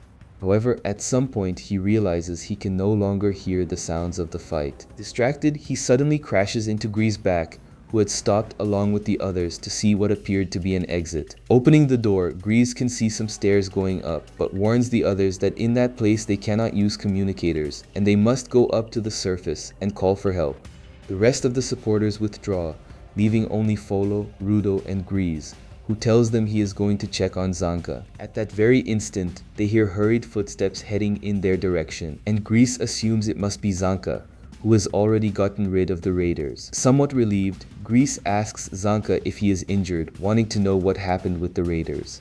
After a few seconds, the person running reaches them, but it is not Zanka they see but the man who had caught him off guard earlier. This man catches his breath after running so much, and his gaze immediately fixes on Rudo, instantly recognizing the white hair with dark tips and the hostile air.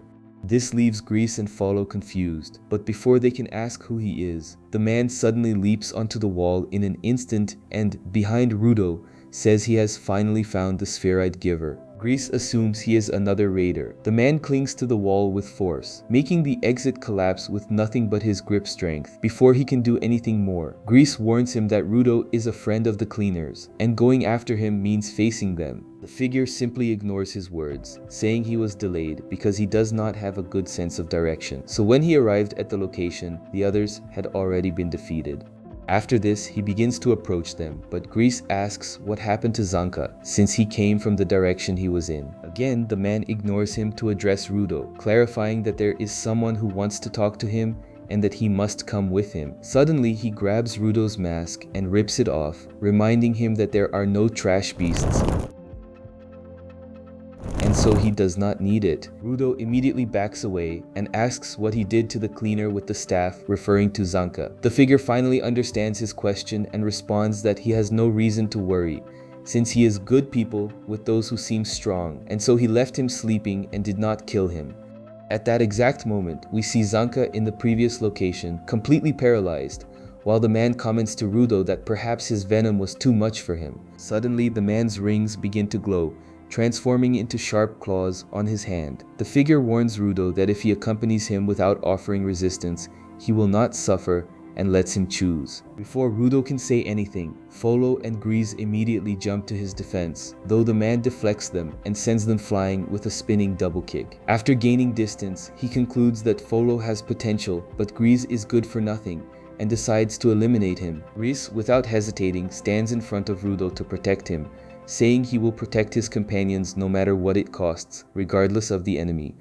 At that moment, the man with the claws realizes who he is and comments that he heard there was a scum among the cleaners called supporters, but he cannot believe that some scum would defend someone. Worried, Rudo asks Grease not to face the man unarmed, since they were supposed to be withdrawing, and he does not have to protect him. Suddenly, Folo is surprised to see something, but Rudo continues talking, saying he can fend for himself, and he wants Grease to get out of the way. At that moment, the man with the claws addresses Rudo, asking him not to be sad about what he is about to tell him, because the person he is talking to is already dead. Rudo freezes in place, realizing the man's claws have stabbed Grizz in the chest. Before Rudo can react, the man runs his claws completely through Grizz's chest, saying it does not matter because scum has no value whatsoever. Rudo watches everything in slow motion, noticing that Grizz's protection amulet flies out along with his blood. As he takes in the situation, his reality suddenly distorts, seeing the events as a crowd of black and white lines. Seeing Grizz being run through by the claws, Rudo also sees his father on the day his life was taken, while Grizz's amulet falls into his hands. We return to the past, where Rudo is just a child, and Regdo finds him in a room banging his head. Realizing what he is doing, Regdo becomes alarmed and runs toward Rudo to stop him, clearly horrified to see the wall covered in blood. Rudo just looks at him as his head bleeds and, without saying anything, falls to the floor. Regdo asks him what is wrong with him, wanting to know why he is hitting his own head. Rudo explains that Regdo told him not to hurt others. Regdo clarifies that he did not have to hurt himself and cannot understand how he could do that. After calming down a little, Regdo sits beside him, reminding him that the pain in his hands had improved, and he was more settled. And besides, they were avoiding having him see other people, so he wants to know what drives him to do that, as he does not understand it at all. Rudo is silent for a few moments, and then simply responds that it is nothing, because he has nothing. But despite having nothing, he feels a great constant frustration, and that is the only thing he possesses. However, he does not know the reason for that frustration and cannot explain it in words. Hearing that, Regto understands the situation. Rudo feels he was abandoned by his parents, which leads him to believe he is a person without worth. That powerlessness may have generated the frustration, and he still does not know how to process it. Rudo does not understand what Regto means by without worth, but Regto tells him that as soon as he finishes treating the cut on his head, they will go out. After all, one of the reasons he feels he has nothing is because he has not yet discovered what he likes or what he wants to do. Therefore, starting today, they will see and try many things so that little by little he can find what pleases him. In the meantime, his room, now empty, will be filled with his favorite things, although Rudo must promise to let him know when he brings home a girl he likes. Rudo does not quite understand this last part, since he is still just a child, but after treating the cut on his head, he goes out with Regto to see things. Regto shows him the bookstore and tries to show him how to play with a ball, teaching him that he should kick it. However, Rudo simply picks up the ball to wipe the dust off it, handling it with care, while continuing to observe the world with a certain disinterest. Regito keeps trying, and at the end of the day, realizes it is not that Rudo shows no interest in anything, but that none of the things he showed him seem to be the right one. Even so, he knows it is just the first day and they are only getting started, so he must not lose hope. At that exact moment, Rudo turns to see something that catches his attention and asks what is going on there. Regto realizes he is watching a citizen throwing trash away and explains that it is something quite common. Understanding that, Rudo immediately runs over and quickly pulls out of the trash what was just discarded. Regto is surprised and follows him, wanting to know what is happening. Rudo holds the object retrieved from the trash with trembling hands and in a short time begins to cry inconsolably. Seeing him like this, Regto asks whether that thing made him feel something. Rudo responds that the object is only a little broken and that he does not understand how anyone can throw it away, since it is not completely destroyed yet. For that reason, he clarifies that he wants to fix it, because he feels great pity that it was abandoned. Regto tells him he is just projecting himself onto it, though he acknowledges that he is capable of finding value in things that have been discarded. Returning to the present, after these memories, Gree's amulet in Rudo's hands begins to glow with a crimson color, as do his eyes. This surprises the man with the claws. At that moment, as he bleeds rapidly, Grease understands why Rudo could not use his vital instrument well that time. Gris admits they were wrong, because Rudo's ability is not transforming objects into vital instruments, but rather the power to draw out the maximum value from the objects he touches. Suddenly, Rudo manages to make Gris' amulet convert into his vital instrument, into a weapon capable of protecting him. The man with the claws looks at him with astonishment, visibly excited, and asks whether that is his vital instrument, although he has no idea what the object does or what its ability is. Meanwhile, Folo takes charge of treating Gris, and Rudo recalls the conversation they had on the day of the party. Before fighting, Rudo tells Gris that thanks to him, he remembered his origins and what he originally wanted to do, and that if it were not for his words that day, he would have lost his head as always without accomplishing anything. Rudo clarifies that he is no longer like that and faces the enemy to tell him that he rejects everything he said, reaffirms everything he rejected, and swears he will defeat him. The man with the claws comments that he really seems very angry, though this pleases him since he loves people with a great fighting spirit and powerful givers. Because of this, he finally introduces himself to Rudo, saying his name is Jabba. He says he felt like playing with him a little before taking him home, and so he wants to know Rudo's name. Rudo responds with his name, which Jabba interprets as an invitation for them to destroy each other, immediately leaping in his direction. As they fight, Folo grows increasingly worried about Grease, since he is dying and Folo has no way to stop the bleeding. Grease tries to speak, asking him not to worry about him.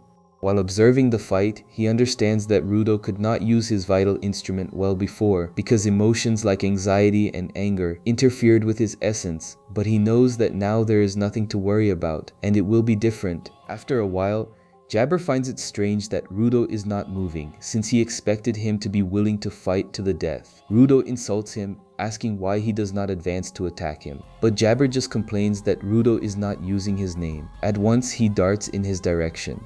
The impact is so strong that it destroys part of the place. But Jabber is disappointed to see Rudo dodged him and asks why he did something so boring. Without hesitation, Jabber drags his claws across the floor and tries to attack him from below, but Rudo dodges easily. Jabber does not stop attacking, but none of his blows hit Rudo, which confuses him. Rudo explains that he heard that Grizz prays with that amulet for everyone to return safely, and returning safely means without injuries. To avoid being hurt, you need to strengthen your defenses, and what he visualized was that the enemy's attacks would not reach him. Jabber assumes Rudo has an ability specialized in evasion, which must be very useful. However, he clarifies that although his attacks do not hit Rudo, Rudo's attacks will not reach him either.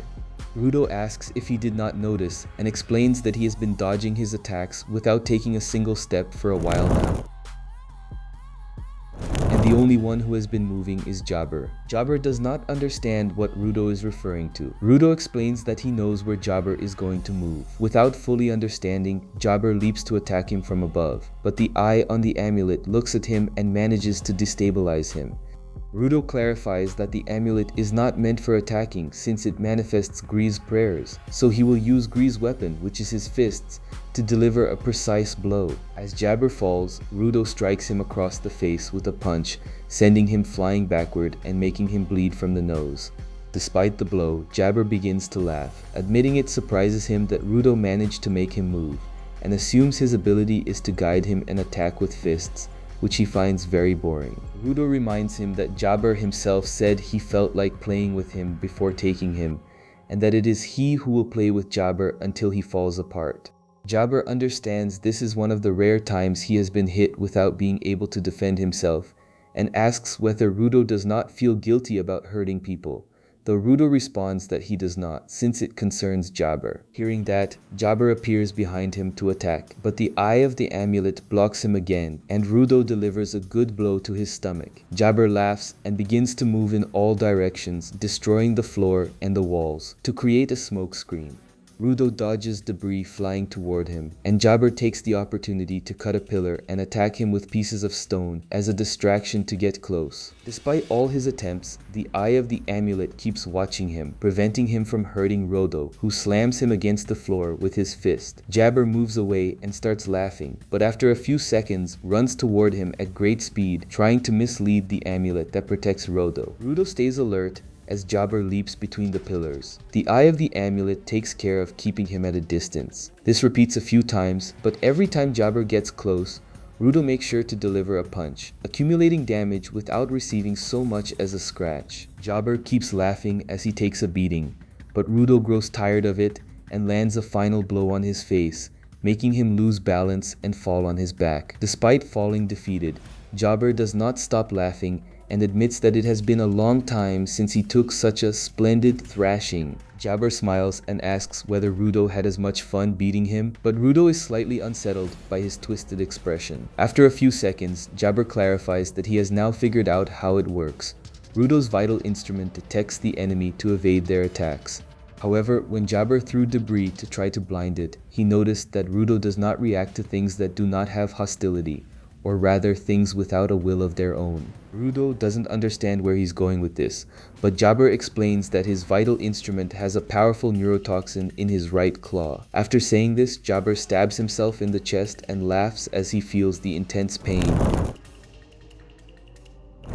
He asks Rudo whether his vital instrument will see him as a threat if he loses consciousness and attacks instinctively. Rudo stands there watching, deeply unsettled. Shortly after Jabber passes out, his body suddenly jerks, and his claws begin slashing everything in front of him. The wall behind Jabber crumbles in an instant, leaving Rudo thoroughly confused. After a few seconds of silence, Jabber's unconscious body suddenly reacts and lets out a feral scream. Without giving Rudo any time to react, he charges forward at high speed, spinning and destroying everything in his path with his claws. Rudo watches this and realizes that Jabber still has enormous strength, but at that moment he notices Follow, who is still trying to save Grez. Rudo knows that if he doesn't lead the fight away from them, he'll end up dragging them into it, so he dashes rapidly in the opposite direction. Jabber catches up to him in an instant to attack, and Rudo tries to use the protection amulet. However, because Jabber's unconscious body holds no hostility, the amulet doesn't stop him the way it did before, so Rudo immediately shoves Jabber away, managing to push him far enough to create some distance. Jabber simply gets back up and starts screaming again. From his expression, Rudo confirms that he really is unconscious due to his own venom. Grez's amulet only works against hostility, and Rudo can't believe that Jabber figured out how to neutralize it so quickly. Rudo admits that he must have a great deal of experience and determination, although it also occurs to him in that moment that there's the possibility Jabber is a masochist. For a brief moment, we flash back to Rudo's past, something we've actually gotten used to by now. When he was just a child, after taking quite a beating, the boys who attacked him called him a masochist because he hadn't retaliated in any way. That day, Rudo went home and asked Recto what that word meant, but the question only left his father very confused. Rudo still thinks about that word today, but he realizes he has no idea how to defeat a masochist, maybe by showing him love. Before Jabber can reach him, Rudo evades all of his strikes in one fluid motion. Jabber slices through several pillars at once with his claws and uses the debris to launch himself into the air. Rudo dodges in time and tries to use Grez's amulet as a shield, but Jabber's claws cut right through it to reach him. Just as he's about to slash him, Zanka's staff comes flying in and pins Jabber to the ground. Rudo is caught off guard, but seconds later Zanka appears in terrible shape and tells Jabber that he hasn't beaten him yet, so he can't keep messing around with some nobody. His body is still affected by the venom, but Zanka is furious, so he tells Rudo it's his turn since he needs to give him a proper punishment. Rudo comments that he's apparently still alive, but barely, though Zanka assures him he's in perfect condition and warns him not to underestimate regular guys. Setting that aside, he mentions the fact that Rudo can finally use his vital instrument, referring to the fearsome amulet that accompanies him. Rudo clarifies that his ability has no effect against Jabber's unconscious body and that he can barely manage to dodge. Zanka mentions that the amulet reacts to hostility. When Rudo asks how he knows that, he answers that he was watching and analyzing the fight. After all, he's his instructor and needed to observe his skills and combat style. Zanka mentions that he still can't move well because of Jabber's venom, and that Grez's amulet apparently is no longer effective. Taking that into account, he thinks of another strategy and asks Rudo to let him hit him. This clearly confuses Rudo, but Zanka assures him it'll just be a small test. He can't move well, but if he attacks him, it's possible his weapon will react and send him flying. His kindly assistance has a greater range than his fists, so he can strike Jabber before the claws reach him.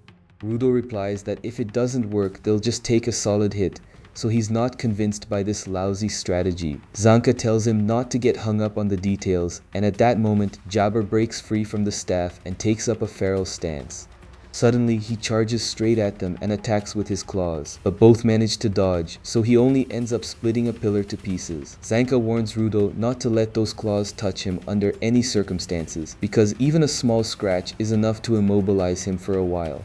Seeing how much Zanka resents those claws, Rudo simply tells him not to get hung up on it, throwing his own words back at him. This sends Zanka into a rage, so he decides Rudo deserves a good hit.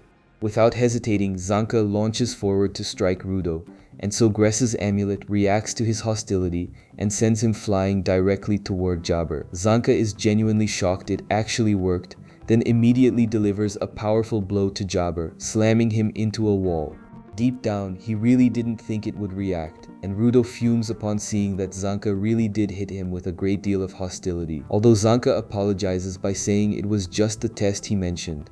Setting that aside, he says he's found an effective strategy against Jabber, so it's time to give him a proper beating.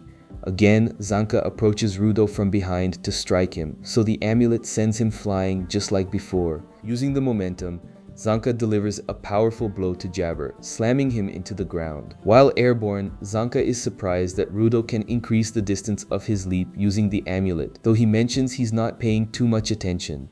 Rudo replies that it's because he's doing it carelessly, and runs straight towards Zanka to do the same thing. Zanka rages and launches forward to attack him with even greater hostility, demanding that Rudo show him more consideration.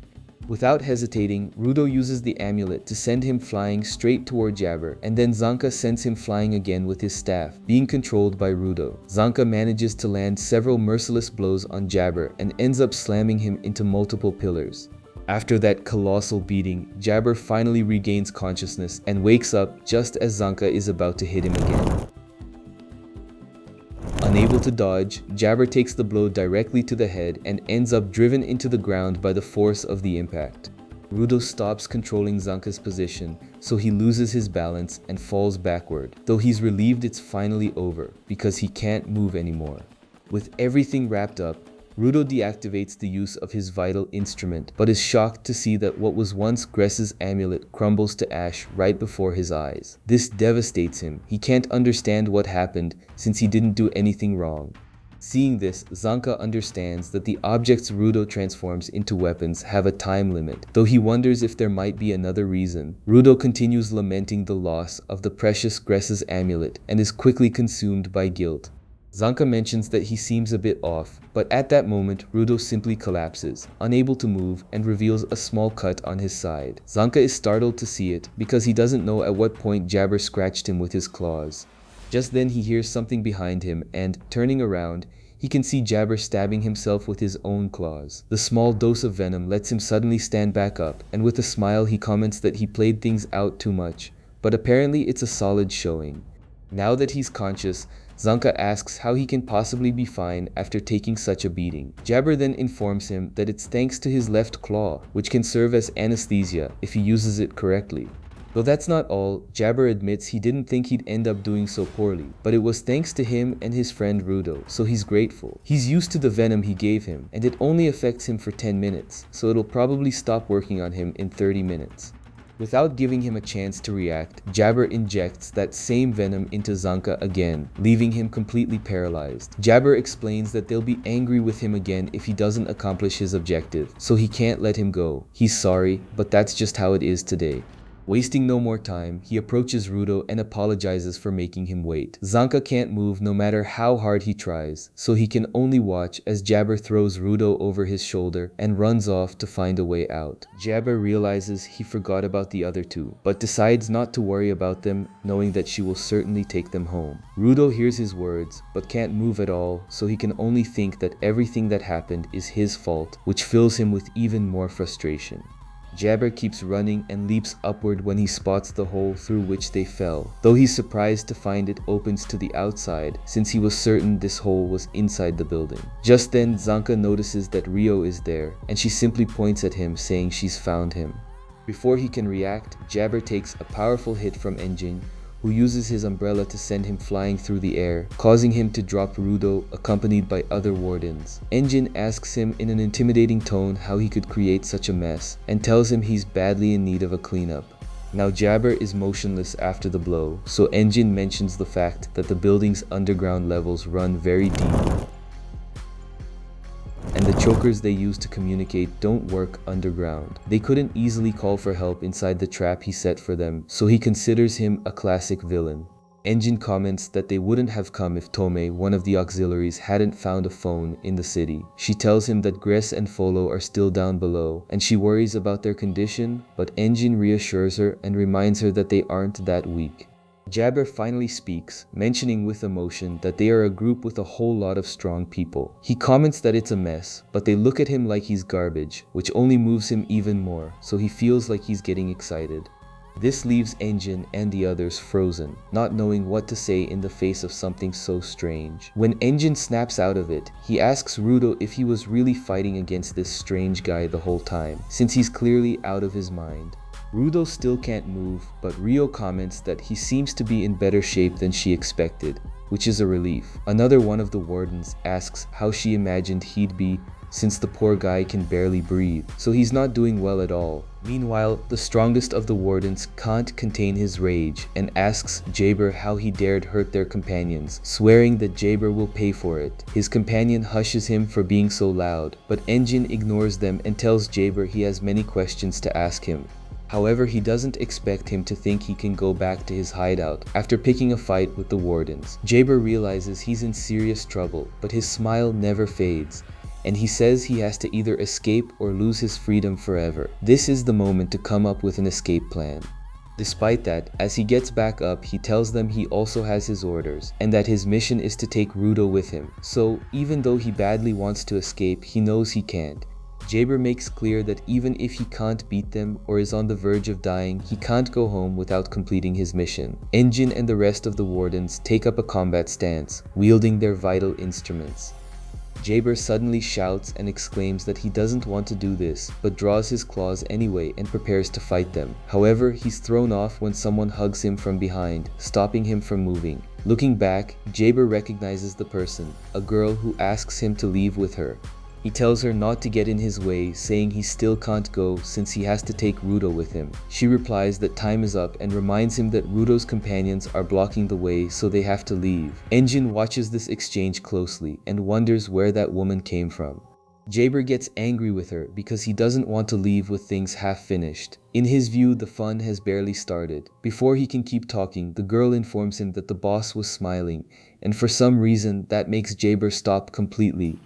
After a few seconds of silence, he slowly turns to face her with a dark and intimidating expression, but the girl doesn't look away and simply holds him tighter. Faced with this, Jaber finally accepts that it's too late and there's nothing to be done.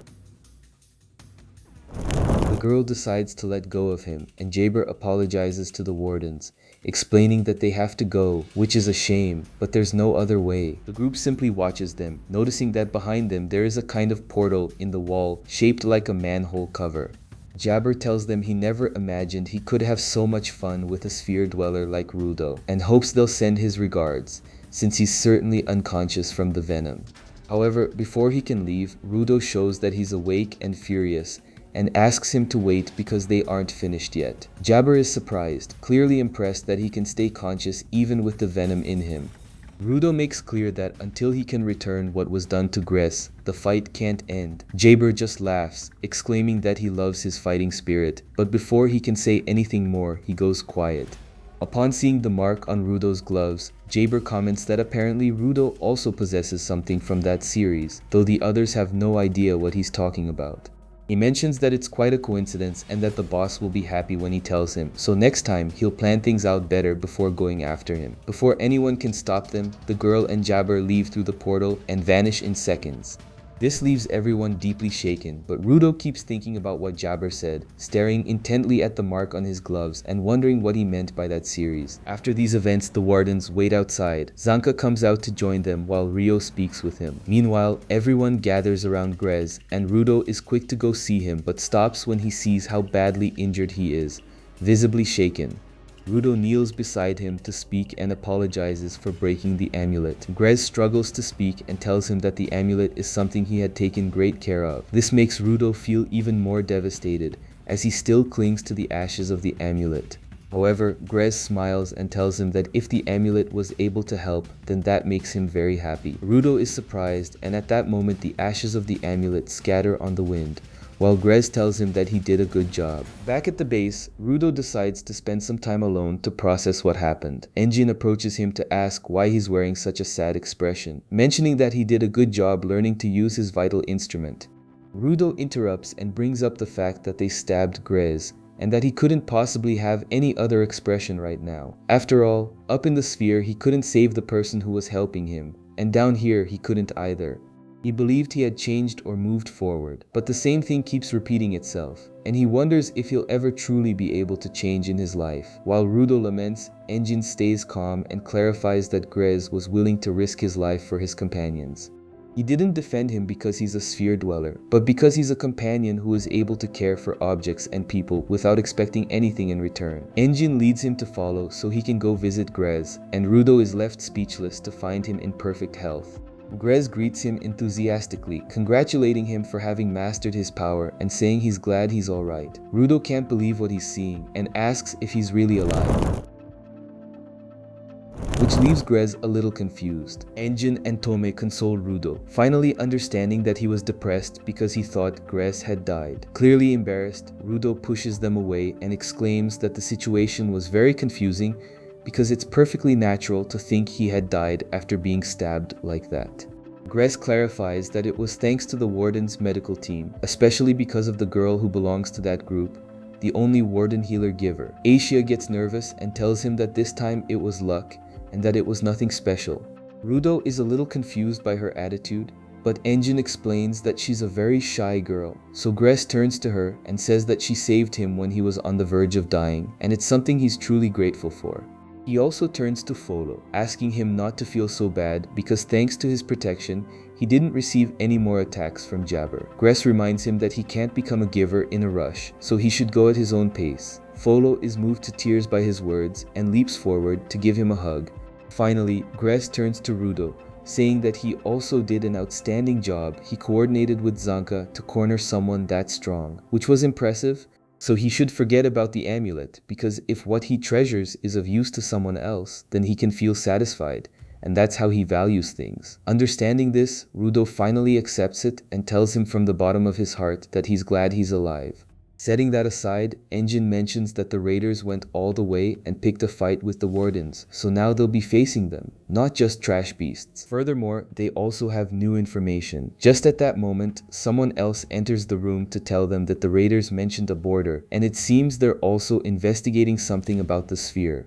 Enjin is surprised to see who just walked in and casually tells Rudo that that's the boss. Rudo is stunned to find himself face to face with the leader of the Wardens, who approaches to greet him and apologizes for not having been there on his first day. The leader of the Wardens introduces himself as Arca Corvus, and Rudo greets him nervously. Corvus mentions that he believed Rudo was simply staying with them while waiting to receive information, and that they don't need someone like that. However, he was able to see the goodness in his companions, and that Rudo risked his life to defend them. On top of that, he has gained a great power that can contribute a great deal to the cause, so he has no objection to him staying. And so Corvus officially declares right then and there that he accepts him into the Wardens, and invites him to his office to give him his uniform and some information. Rudo follows without hesitation, and while putting on his new uniform, Corvus tells him that the border is something that exists between the sphere and the surface. Those who try to cross it to reach the sphere die, they say, and there is a story he found very interesting. There was a woman in the Forbidden Zone closest to the border, and it's said that woman helped a traveler who had gotten lost in the Forbidden Zone. The traveler then asked her what she was doing in that place, to which the woman replied that she was watching people fall from above. The woman had lived there for many years, and one day she said there were people who could come and go from above to below without dying. Corvus comments that the woman likely saw someone who can cross the border.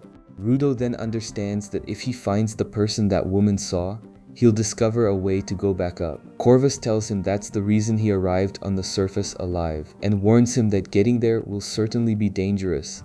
He asks him what he wants to do, and Rudo answers without hesitation that he wants to go. Just then, Enjin enters the office and gets emotional seeing him wearing the Warden's uniform, saying that it looks great on him. In another scene, Zanka is in a dark hallway, completely terrified to see something enormous emerging from one of the doors. 6 hours before that, we see Rudo trying to leave the base, but Follow tries to stop him, saying it's not the day to go see the woman from the Forbidden Zone.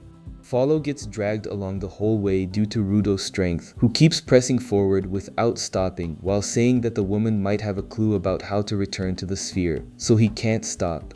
Enjin appears out of nowhere and asks him to calm down, reminding him that you have to prepare before going somewhere dangerous, and especially so when it comes to the Forbidden Zone. She asks him if he really wants to go to that place without any prior information and without having fully tested his powers. This makes Rudo pause to think, since he didn't know he had to test his power.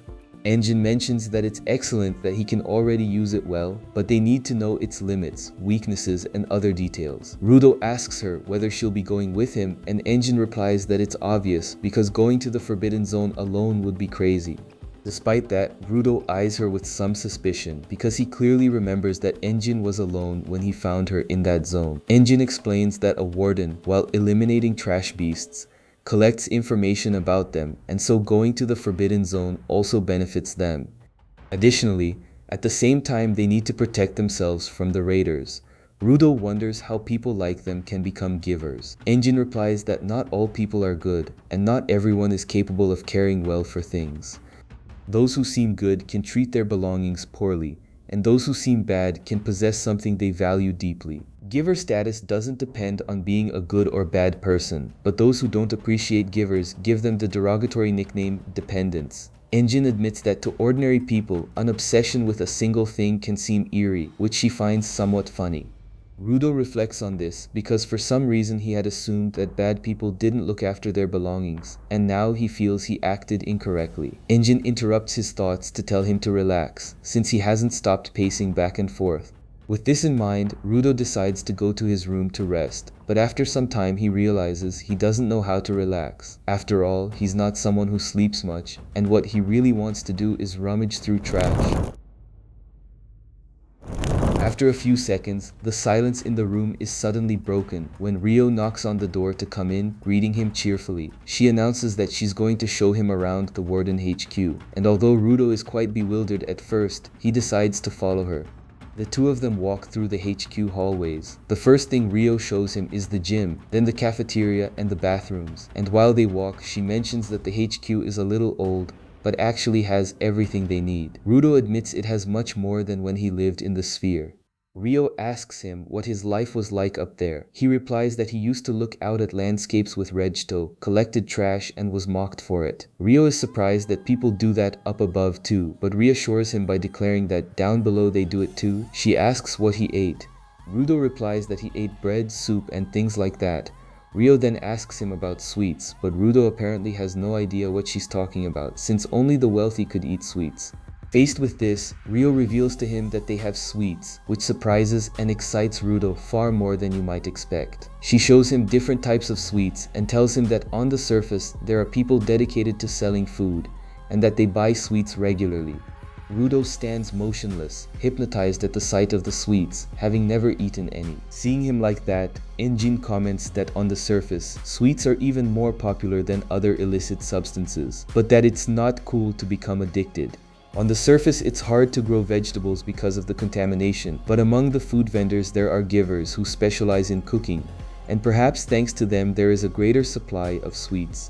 Rudo remains frozen in front of the enormous array of sweets, but Rio encourages him to try them. He picks one up and brings it to his mouth with trembling hands.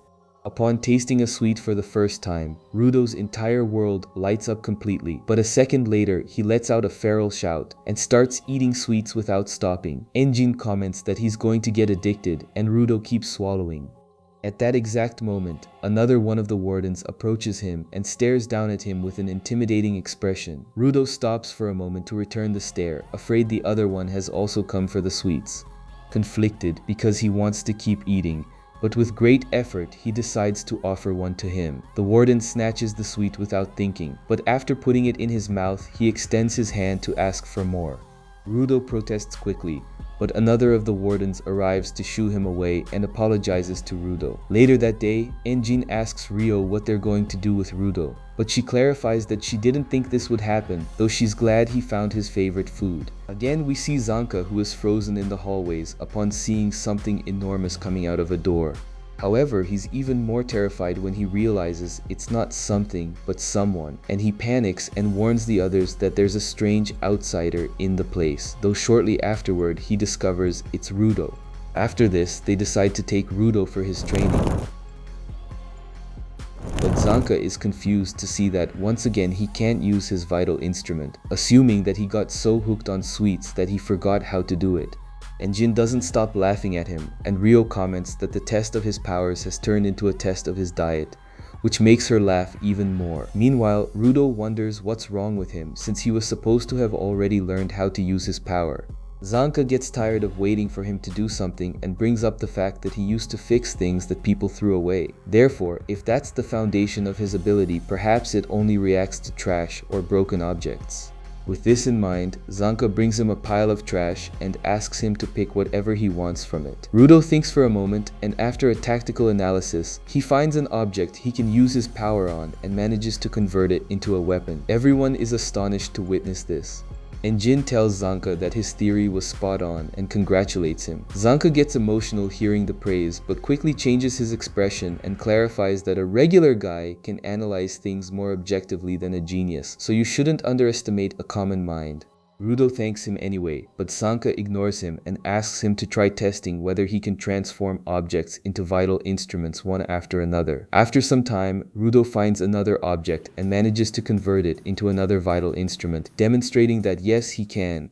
After transforming the third object, Zanka complains about how unfair it is, but at that moment, Rudo suddenly collapses, bleeding from his nose. Enjin mentions that he was already expecting something like this, explaining that at the same time Rudo used vital instruments one after another, he also started bleeding. This is probably due to the essence of the gloves being so great that the body can't handle that much. Rudo gets up to ask what he means, and Enjin explains that the longer a thing has been cared for, the better a vital instrument it becomes and the more anima it holds. They call this taking in good essence, and the better the essence, the greater the power that can be displayed. However, essence isn't everything when it comes to being useful in combat, because the user's experience and imagination determine the skill level, so everything matters. Zanka understands that if Rudo has been using his gloves since he was a child, then the essence must be strong.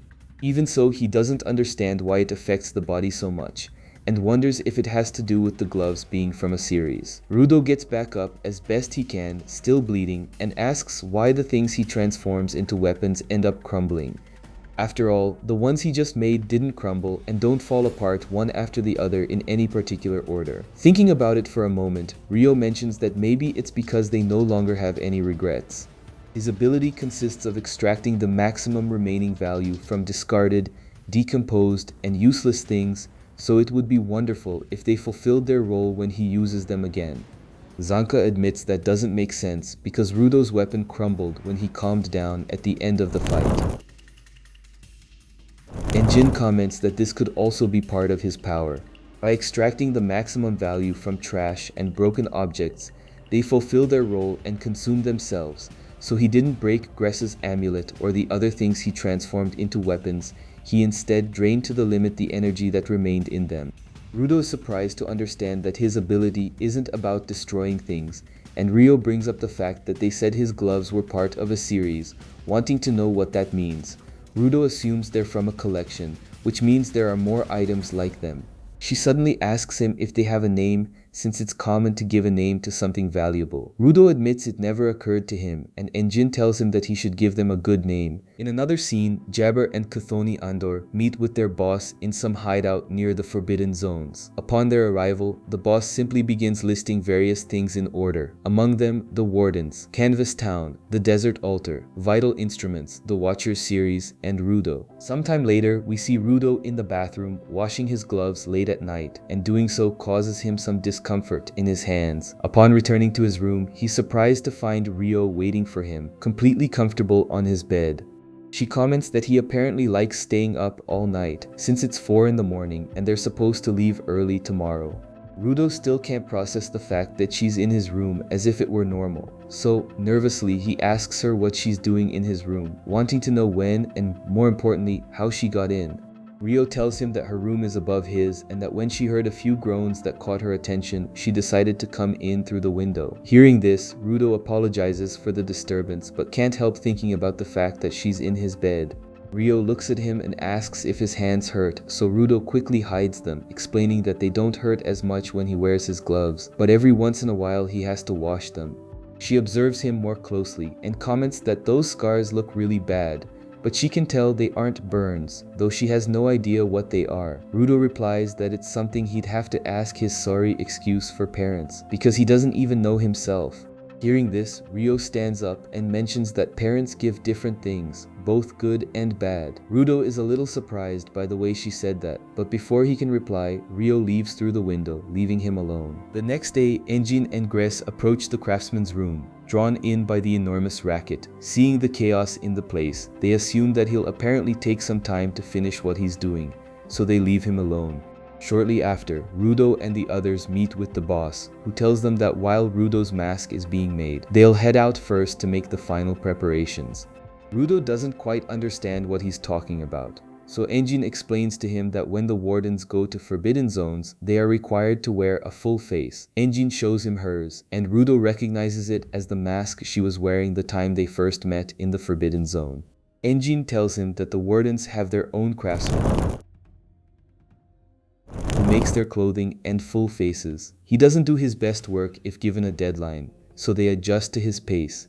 Corvus explains that for this reason they'll carry out other preparations in the meantime, and in short, they'll put a good luck charm on Rudo.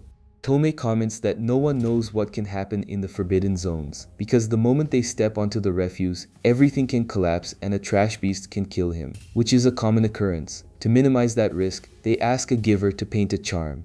The boss gave him free access, so he sometimes comes by to paint graffiti, but they haven't seen him lately, so maybe he's busy. Rudo asks what they'll do then, so Enjin smiles and replies that they'll go to Canvas Town, the graffiti city.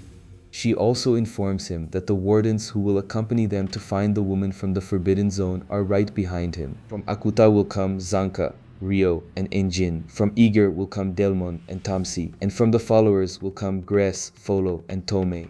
Enjin clarifies that follower teams are usually made up of 5, but when they go to forbidden zones, they bring few followers without powers, and instead several givers. While Rudo listens to all of this, Delmon approaches him and suddenly shouts that he heard the story of his life, and so he knows he suffered a great deal. Delmon exclaims that those who mistreat their companions will have to answer to him, and that he loves passionate people, so he wants him to join Eager. Tamsi steps in to ask her companion to leave him alone, explaining that it was Enjin who invited Rudo, which means he's already part of Akuta. In a friendly manner, Tamsi approaches Rudo to apologize for her companion's behavior and assures him that Delmon is a good person and that he also likes passionate people. Enjin decides to take advantage of the opportunity and asks Delmon to let them hear one of his passionate shouts. Rudo waits with curiosity while Zanka wastes no time putting in earplugs and backing away quickly. Delmon braces himself, grinding his teeth, before letting out a full-throated shout that genuinely startles Rudo. He exclaims that they're heading to Canvas Town and that a steep and difficult road lies ahead, but they can't give up because they're wardens. Delmon shouts passionately and everyone in the room does the same, but Rudo just stands there frozen by the noise, though he ends up shouting along too. Shortly after, everyone piles into the vehicle and heads toward Canvas Town, where people are painting graffiti on the city walls. As they pass through the narrow streets, the car causes some artists to lose their balance, so Enjin apologizes to them and continues on her way. Rudo is surprised by the structure they're heading toward, and after a few minutes they finally arrive at the graffiti city. He asks whether all cities on the surface have this shape, and Tamsi tells him that most large cities have a dome to protect them from the debris falling from the sphere. Most people who can't live in cities and are out in the open air die when crushed by the rain of garbage, though he shouldn't worry about it since it's the fault of those who allowed this situation to happen. Rudo is surprised to learn this, but they decide not to say anything about it and continue on their way. Meanwhile, 2 individuals stand in front of Canvas Town's gates, and one of them says there's something strange about this city. After all, the gate is wide open, but he can't get in because something invisible is blocking them. Just then, Enjin and the wardens walk into the city as if nothing is wrong, which leaves them even more confused. Rudo stays in place not understanding what's happening, but Enjin tells him that nothing's wrong and that he just needs to walk in. This is because he can enter and leave the city as long as he doesn't have bad intentions. Rudo proves this by passing through the entrance without any trouble, leaving the other guys very surprised. The group enters a city full of art and paint cans, and they begin to admire the graffiti as they walk. Enjin tells them that there are people who paint all over the surface, but some people don't like it, so Canvas Town was created so that anyone could come and paint freely. Zanka mentions that there are more paintings every time he comes, since in fact the entire city is a canvas. Rio comments that Corvus told her it was called the City of Art, but then asks whether they only came to look at the drawings. Enjin replies that they didn't and explains that they came to see a giver who has the power to paint. His ability is to place a charm on things through his painting, though since he can't explain it well, He decides to give an example. Enjin points to a wall, saying that they can imbue the feeling or intent of canceling the first attack directed at someone. They do this by painting that feeling on the wall, and in this way the ability takes effect. Another example would be the fact that the two individuals who couldn't enter the city and the giver's painting on the surrounding wall, which carries a charm preventing people with bad intentions from entering. That's why they couldn't get in, since they were clearly plotting something bad in the city. Rudo comments that in that case, they can be used for anything. Enjin tells him that this artist's vital instrument is very rare. After all, it isn't really his, it was inherited through generations. While he's explaining this, a little girl suddenly bumps into him, but everyone is surprised to see that she's crying. The girl quickly dries her tears, gets up, and runs off from the spot, leaving Enjin very puzzled. Everyone looks at Enjin and judges him in silence. Rio is the first person to say that the girl was crying because of him. Just then, a man approaches them and comments that they arrived sooner than he expected. Enjin is surprised to see it's the mayor, so he quickly composes himself and tells him he thought he'd be at home as usual. He asks where Gob is, since they wanted to ask him for a charm, but is thrown off when he sees the mayor's grave expression. The mayor keeps a serious face and tells them that Gob died this morning.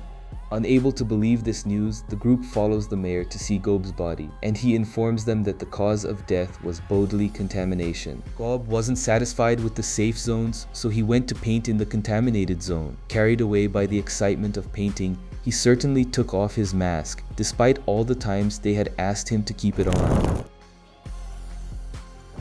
Enjin kneels beside Gob's body, and the other wardens come closer to pay their respects. Rudo simply stands there frozen, remembering the time he saw Gob painting at the warden's HQ. Enjin had told him that he was a guy who kept doing what he wanted without straying from his course, and Gob had expressed that he still had many things he wanted to paint. The mayor apologizes for this happening precisely during their visit, but Enjin asks him not to worry about it. Rudo feels increasingly affected by the situation, so Tamsi reminds him that he shouldn't take it too hard, since it's a common cause of death on the surface. The mayor tells them that the successor has already been decided, because Gob's vital instrument passes from generation to generation. Whoever holds it chooses their successor, though he doesn't know by what criteria they do so. It may be talent for painting or something much more profound. The only thing he knows is that the chosen one, upon receiving the vital instrument, which is a quill pen, always awakens their giver powers and begins their work as a spellcaster. The successor Gob chose is by chance the very girl who bumped into Enjin earlier, whose name is Remlin Tyson. The mayor comments that she had Gob's recognition, and as an artist, inheriting this quill pen is an honor. But Remlin is still very young. The spellcasters are the ones who bring clients to the city, so he doesn't know if she'll be able to handle the pressure. Rudo stares intently at the girl, noticing that she hasn't stopped crying since they saw her. Folo mentions that objects don't become vital instruments without being cared for over a long time. But apparently people with a giver nature can become a giver immediately upon acquiring a vital instrument, even if it isn't their own. It also depends on the quality of the vital instrument. But, as Zanka says, it's a talent. Tamsi replies that inheriting vital instruments is extremely rare, talent aside. The mayor apologizes to Enjin, saying that this time it'll take a while, because Remlin was very attached to Gob and certainly saw him as a brother. The situation quickly affects the mayor as well, who begins to cry as he remembers how much Gob loved to paint. He never had the talent for art, but became mayor to nurture that environment. Enjin acknowledges that this is true, because Gob used to come to the Warden HQ to paint whatever he felt like and leave whenever he felt like it. So now it saddens him that he'll no longer see his mischievous smile as he went running off. The atmosphere in the room sinks quickly, and noticing how depressed everyone is, Enjin decides that the best thing is for them to take their leave. Before going, he turns to Remlin and tells her that they'll come back to visit her later, so she should take good care of herself. The girl gives him no response at all, so Enjin smiles and continues on his way. However, just at that moment, Remlin stands up and shouts at the top of her lungs, exclaiming that it's over. Everyone is deeply impacted by this, but Remlin dries her tears and tells them that the depression is over. With a smile, she exclaims that it's time to celebrate. But everyone in the room is left speechless, completely shocked by such an abrupt change. Remlin suddenly grabs her new vital instrument from the mayor's hands and, without waiting, dashes out of the room. After reacting, the group decides to follow her to the building's rooftop to see what she'll do. Remlin arranges several cans of paint and explains to them that she felt Gob's death as something very painful and sad, but she knows he won't be able to have fun in the afterlife if they stay here crying. Because of that, Remlin picks up her vital instrument and, upon opening the quill pen, releases her new ability, transforming it into a new paintbrush. Rudo is astonished to see the explosion of color. Remlin doesn't waste a moment and turns the ground into a new canvas, creating a circle around the paint cans. When she's done, all the cans begin to glow and each one explodes at the same time, releasing a burst of colors that resembles fireworks in the sky. Everyone in the city is dazzled by the spectacle and stops what they're doing to admire the glowing colors. Remlin takes the opportunity to shout at the top of her lungs for everyone to have fun. Rudo is completely dazzled, as are the others. As he watches the colors in the sky, he thinks of Regto for a moment, holding his hand as a child. In no time at all, the expression of surprise on everyone in the city transforms into a warm smile, infected by Remlin's joy. So, without waiting any longer, each one of them picks up an instrument, whether paint cans or brushes, to paint the city with even more colors. Remlin sits down to rest, clearly satisfied with what she managed to achieve with a single smile. She looks up at the sky and says that they should bid Gob farewell with joy, painting and playing without stopping. Everyone in the city laughs and celebrates with great energy, spreading paint everywhere and completely forgetting the sorrow that had filled them. The mayor can't help but smile, and once more apologizes to Enjin, saying that the charm won't take as long as he thought. Enjin also smiles and replies that he knows, since they're in Canvas Town, the city of joy and freedom. The fireworks of different colors never stop, nor does the people's joy. Faced with all of this, Rudo's eyes light up, still completely dazzled by the great spectacle unfolding in the city, which never stops celebrating. With the spectacle over, everyone gathers with Remlin inside, though Rudo doesn't understand why she painted his face like a clown, and is not at all pleased about it. The girl simply laughs at him, which angers him even more. Meanwhile, Enjin speaks with the mayor, saying he's starting to understand what kind of person becomes a spellcaster, since Remlin reminds him a lot of Gob. The mayor agrees and mentions that no one can stop the playful spirit of these young people. Once Remlin stops laughing, she reintroduces herself, saying she inherited the trade of spellcasting for fun, though she quickly changes that and says she did it to work hard. The mayor comments that 6 generations of spellcasters are said to have come before, because for them, art serves as their record and they don't write these things down. Setting that aside, Remlin speaks to Rudo, saying she just realized that her ability doesn't work if people don't give her permission. It's something like how she can't do graffiti without permission in other cities, so the permission people give her is more important than the act of drawing on walls or objects. Enjin mentions that that was the case with Gob, and asks whether spellcasters inherit the exact ability of their predecessors. The mayor replies that he's heard that in each generation the ability is similar, but sometimes it varies in certain details. Enjin assumes that each person uses, thinks about, and experiences things differently, so the power and form must be distinct depending on who uses the instrument, but it will be special if it has been passed down through generations.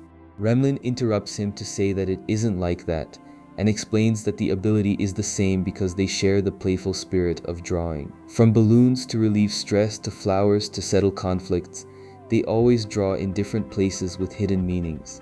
Gob and those before him chose people who were very free and playful, so she thinks of choosing someone like that because it's what she loves most. Enjin still doesn't understand her explanation, but says that in summary, the ability is similar because they think alike. Once again, Remlin tells him that's not it, and clarifies that they don't think alike. Each one is free to draw whatever they want, and the resulting works are very different. Enjin only grows more confused the more he thinks about it, reaching the point of exasperation at not understanding anything she says. The mayor asks him to calm down and let it go, since trying to understand the mind of artists can drive you crazy. Wasting no more time, Rudo takes off the top of his uniform so Remlin can draw a charm on his body to absorb a heavy blow. For the first time, she prepares to start working and converts her vital instrument into a tattoo machine. Enjin panics when he sees this and stops her immediately, asking if she really intends to tattoo him. The mayor asks the girl to act with a little more seriousness, but just at that instant he's surprised to notice that her instrument has a different shape than before. Before it had the shape of a paintbrush, but Remlin clarifies that it changed into a tattoo machine when she thought of tattooing Rudo, because it seems to her that the tools need to vary. This leaves everyone very surprised, because it means that in addition to charms, she has the ability to create any tool she imagines, which is incredible. Remlin reassures them and agrees not to tattoo Rudo, though she makes clear that if she simply draws on him, it'll wash off when he takes a bath, unless he doesn't take a bath. Rudo has no other choice but to give her permission to draw on his body, knowing that Remlin is simply having fun. Enjin gives up trying to understand her and simply admits that he doesn't dislike her attitude. Remlin gets to work, and after drawing charms on everyone, she's completely exhausted. The mayor walks them to the city exit and apologizes for taking so long to see them, though Enjin is simply grateful, since Remlin helped them a great deal for her very first time. As they reach the exit, the two individuals from before who couldn't get into the city are still in their spot. They don't hesitate to shout at the mayor, quite angry about the fact that an unknown little girl inherited Gob's quill pen. It's obvious they wanted to inherit it, but the mayor cuts off their complaints and silences them with a shout, exclaiming that they can't even get into the city because of the attitude they have, much less could they have gotten that quill pen. They don't need people who call themselves artists but are only after fame, so if they understand that, they should get lost. Seeing the mayor's terrifying expression, the two individuals leave. Enjin admits that he's frightening when he gets angry. Finally, everyone piles back into the car and says goodbye to Remlin and the mayor, who apologizes for losing his composure seconds earlier, since that's not what a gentleman would do.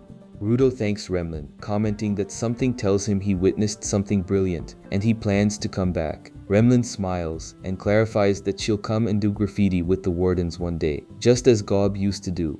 Enjin starts driving and informs Rudo that they'll go back to HQ to get his mask. Just then, another idea comes to her, and she decides to go do what Rudo loves most. Within a few minutes, the two of them are inside an abandoned building in front of an enormous pile of trash.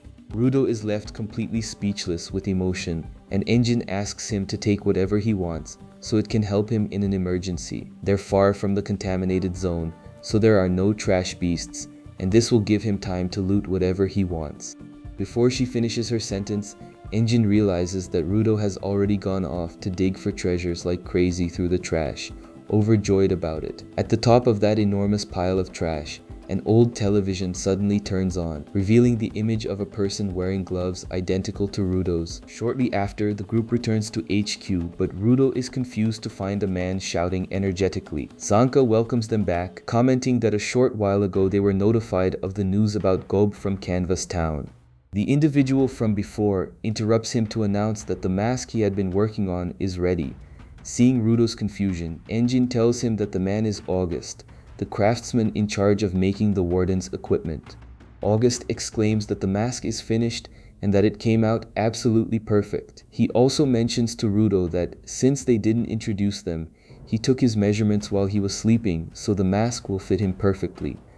Enjin and Zanka told him what he was like, so he also gave it a very cool design. Rudo is surprised to hear this, and August clarifies that he was lucky he left his door open during the night.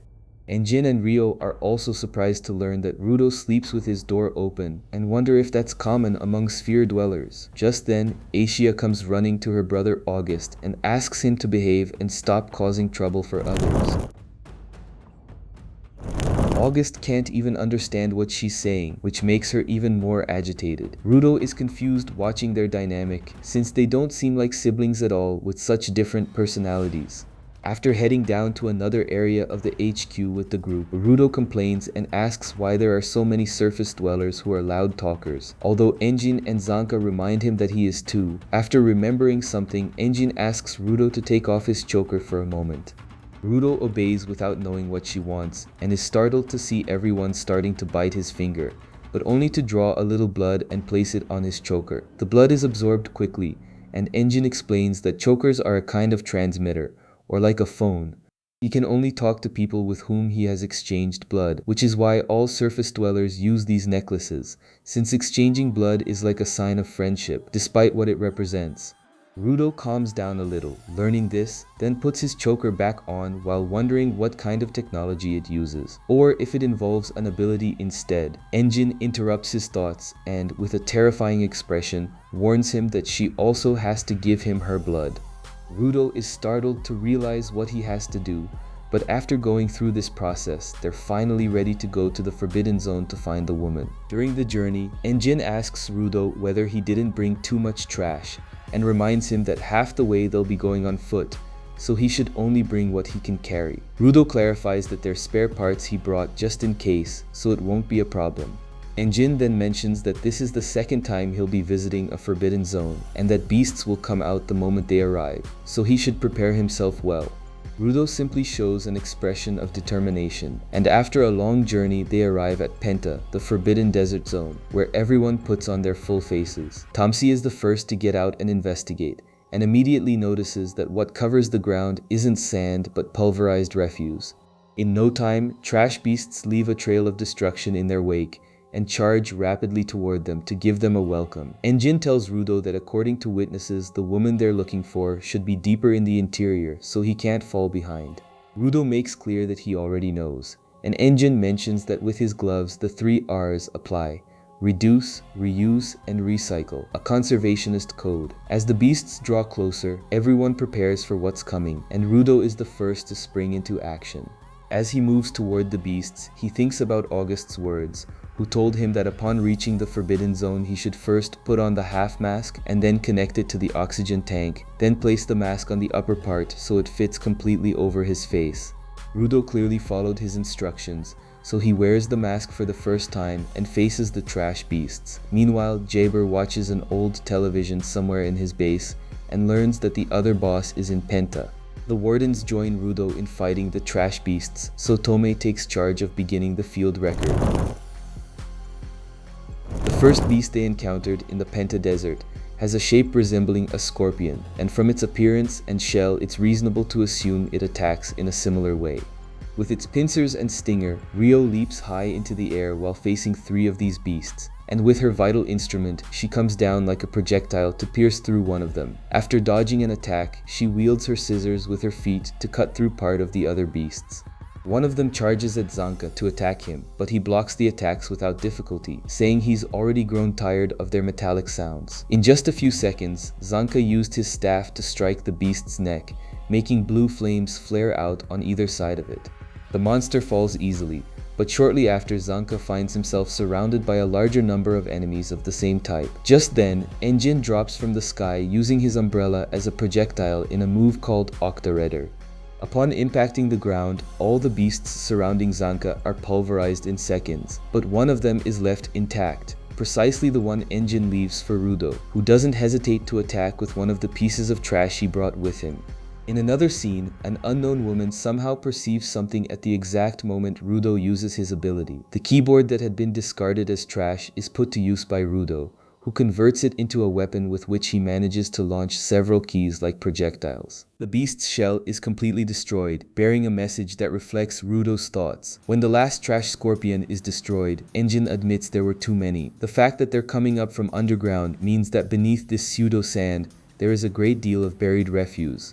While searching a bit through the sand, Enjin finds an object, but gets distracted when he hears Gress reprimanding Tome for keeping records during combat. She clarifies that she knows it's risky, but if she waits until after the fight, she'll forget crucial details.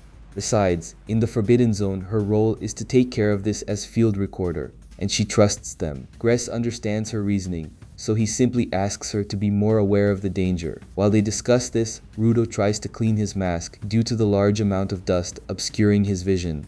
While doing so, he manages to see a woman through the haze for just a moment, which greatly surprises him, but he loses sight of her the next instant. Delman and Tamsi suddenly appear beside him, giving him a huge fright that makes him fall.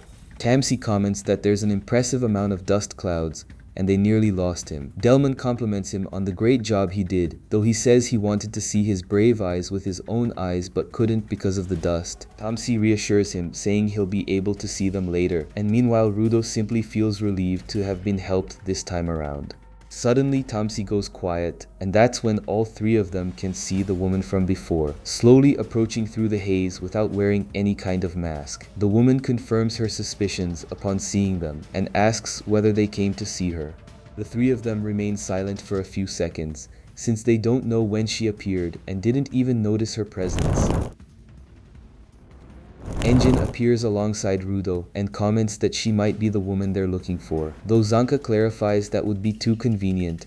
Even so, Enjin makes clear that so far she doesn't seem hostile, so at the very least they should ask her for directions. Rio decides to be more direct and without hesitating asks the woman whether she's the one who saw a person going back and forth between the sphere and the surface. The woman replies that yes, and with that they confirm that she really is the girl they were looking for. Enjin then admits they got lucky, so they should ask what they want and leave right away. He's interrupted by the woman, who keeps coughing and comments that the air is damaging her lungs, so it would be better if they talked at her house, since there they don't need masks or any equipment at all. Zanka asks why she didn't put one on beforehand, but the woman ignores his question and clarifies that her house is just a few steps away. Rio suggests to Enjin that she be the one to go talk to the woman in case it's a trap, but he decides that everyone should go.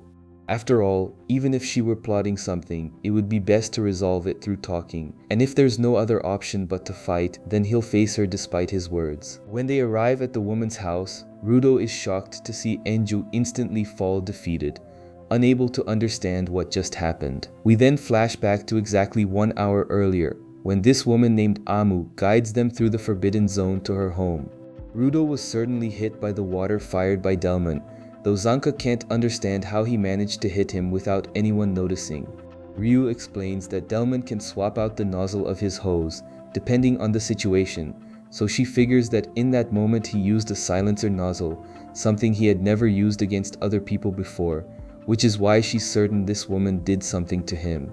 Ryu decides to step in calmly, mentioning that she doesn't fully understand the situation, but that for now she intends to calm Delmon down, since it's better to deal with problems one at a time. Zanka tries to stop her, warning that she shouldn't go alone, as it won't be easy to face him. Ignoring Zanka's shouts, Ryu approaches Delmon while recalling Amu's words, when she said there was another fan among them. Knowing this, Ryu is clear that she can't trust anyone's back right now, so she plans to act alone. Zanka tries to warn her to be careful, and at that very moment notices that Delmon is pointing his hose at her, with the water pressure cranked all the way up. In less than a second, the enormous water pressure completely destroys the tower wall, blowing a massive hole through it. Amu compliments the weapon for how powerful it is, but asks him not to destroy her house and makes clear that he'll have to help her fix it. Meanwhile, Ryu is on the ground after narrowly dodging that attack, clearly shaken. Zanka scolds her and tells her to focus, but Amu starts laughing at them, mentioning that they don't even know who's a friend and who's an enemy anymore. She reminds them that if they agree to talk, everyone can have a good time, because talking about love is the first step toward peace. Tansy remarks that she's genuinely insane and once again tries to speak with Rudo, but grows worried when he sees the state he's in. Confused, Rudo looks at Tansy without understanding anything and repeats to himself that he's supposedly on the surface. We then see that, in reality, instead of seeing his companions, Rudo is seeing the apostles of the sphere, which makes him believe he's been sent back there. He senses something strange and notices a smell that is affecting everyone's perception.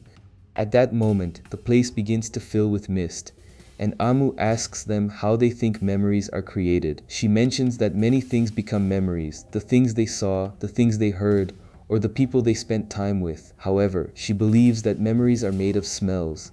Through the mist, Rudo looks at Amu and is startled to see Shiwa being affected by his hallucinations. Amu tells them that if they have no desire to share love stories, then they should inhale a scent that brings them nostalgia so they can remember what it feels like to be loved.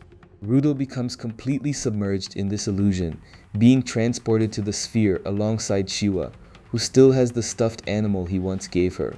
She hugs the plush toy and exclaims that she'll keep it forever. But Rudo's expression darkens because he knows that's not how it happened. She threw it away right in front of his eyes. Everyone in the room hears this outburst and becomes aware that Rudo has fallen, just like Delman. Tansy explains that they're not seeing enemies, but rather that the woman is showing them something through her ability. Upon hearing this, Amu clarifies that she has no idea what he's talking about because she isn't showing them anything. The only thing she's doing is releasing a scent. The theme of the scent she produces is happy moments with the person you love. It varies from person to person, but it always leads them to protect her. After inhaling it herself, Amu realizes she said too much, but Zanka and the others quickly put on their masks, concluding that whoever inhales this scent confuses Amu for the person they love. Tansy points out that memories with a loved one aren't always happy, which is why he wants to know what would happen if someone also harbored resentment toward that person. It's possible they might attack her on the spot, so they plan to deal with Amu before that happens. Amu is furious upon hearing this and once again loses her composure, reminding them that the theme was supposed to be happy moments. Rudo grows increasingly agitated within his illusion and can't understand why he feels happy remembering Shiwa, since he supposedly would never forgive her for what she did to him. At that very moment, he sees some apostles harassing Shiwa, who begs him to save her. In reality, it's Amu who is asking for help in order to manipulate him, and without hesitation, he leaps toward her before Zanka and Tansy can reach her. Both are knocked away with a single blow, and Rudo sees them as apostles, so he warns them that he's not the same person he used to be, because now he has the power to beat them senseless and send them straight to hell. The two of them are moved to see how fiercely he defends her, and that's when Ryu steps up to protect her. Foro also falls under the illusions, leaving Grease, Tansy, and Zanka as the only ones still keeping their sanity. Tansy remarks that he didn't want to use his regalia against his friends, but apparently he has no other choice. In a change of scene, we see Delman's memories, where he is tending a garden alongside a woman who is important to him. She comments that it's incredible to see a flower bloom in a dump like that, and that it's all thanks to his love and effort. Even so, Delman clarifies that one flower isn't enough and, with a smile, promises that he'll fill the house with flowers. The woman smiles at his words, but it is then revealed that this person so important to him is in fact Amu, who is keeping him under a powerful illusion so that he'll protect her. She smiles and mentions the names of her knights, including Delman, Rudo, Ryu, and Foro, whom she can now consider her fans. Tansy tells them to calm down and immediately draws his regalia, a spool of blue thread. As he pulls the spool, it transforms into a giant, which puts all those under Amu's illusion on the defensive. However, Tansy simply spins his spool, sending enormous threads shooting out in every direction. Within seconds, these threads ensnare everyone, leaving them completely immobilized. AMU doesn't understand what's happening, but she is not at all pleased with the state her room has been left in, so she tells the boys to do something. Ryu and the others begin straining against the bindings, but Tansy advises them not to move, because the more they do, the tighter the ropes will get. Despite the warnings, the boys keep trying to break free, so Tansy concludes that his plan didn't work. He thought they'd come to their senses through the pain, but that's not what happened. Everyone keeps pushing without stopping. Amu comments that they came to visit her and they're terrible people, that he talks about them like they're an experiment and doesn't care about hurting his friends. Even so, she's satisfied that the experiment failed, and warns him that, as far as she's concerned, they'll keep trying to break free no matter how much it hurts them. Tansy recalls that his regalia is a spool of thread, but that originally it was nothing more than a rod for winding thread. Without another word, he begins spinning the spool again, pulling everyone's bodies toward a single point in the room until they form a massive roll of thread that imprisons them all. AMU also gets caught up in the ropes, so Tansy tells her to return everyone to normal. Zanka urges her to hurry, since he's extremely uncomfortable with how surreal the situation has become, and points out that he didn't even do anything this time. Tansy reminds him that isn't true, because from Amu's perspective, knowing she was facing multiple enemies must have caused her considerable stress, especially when he called her an ugly girl earlier. While they talk, Grizz quickly runs to Tommy and is relieved to see that she put her mask on in time. He asks about Enju's condition, to which she replies that she still doesn't know, but that she put his mask on as a precaution. Grizz mentions that they need to get him to the medical team quickly. although that's difficult given the situation. AMU begins complaining about the painful restraints and exclaims that it's been a very long time since anyone treated her this badly.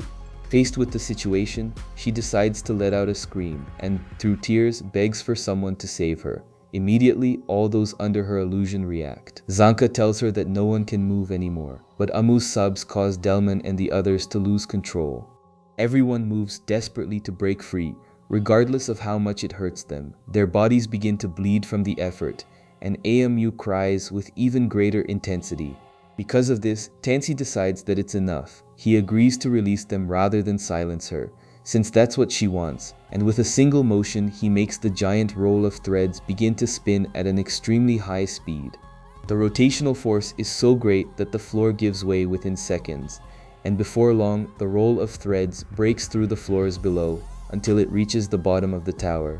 Rudo and the others are dragged down along with the debris, and upon seeing the state of their companions, Zanka says he went too far. Everyone is bleeding rapidly from their wounds, but Tansy descends calmly, saying that they'll be fine. Zanka demands to know what he means by that, since he left their companions completely wrecked as if it were nothing. His words are cut off by Amu's shouts from above, taunting them by saying this is what happens when they refuse to have a friendly conversation with her. In the end, their true nature came out. They're nearly dying because of their lack of coordination and their own incompetence.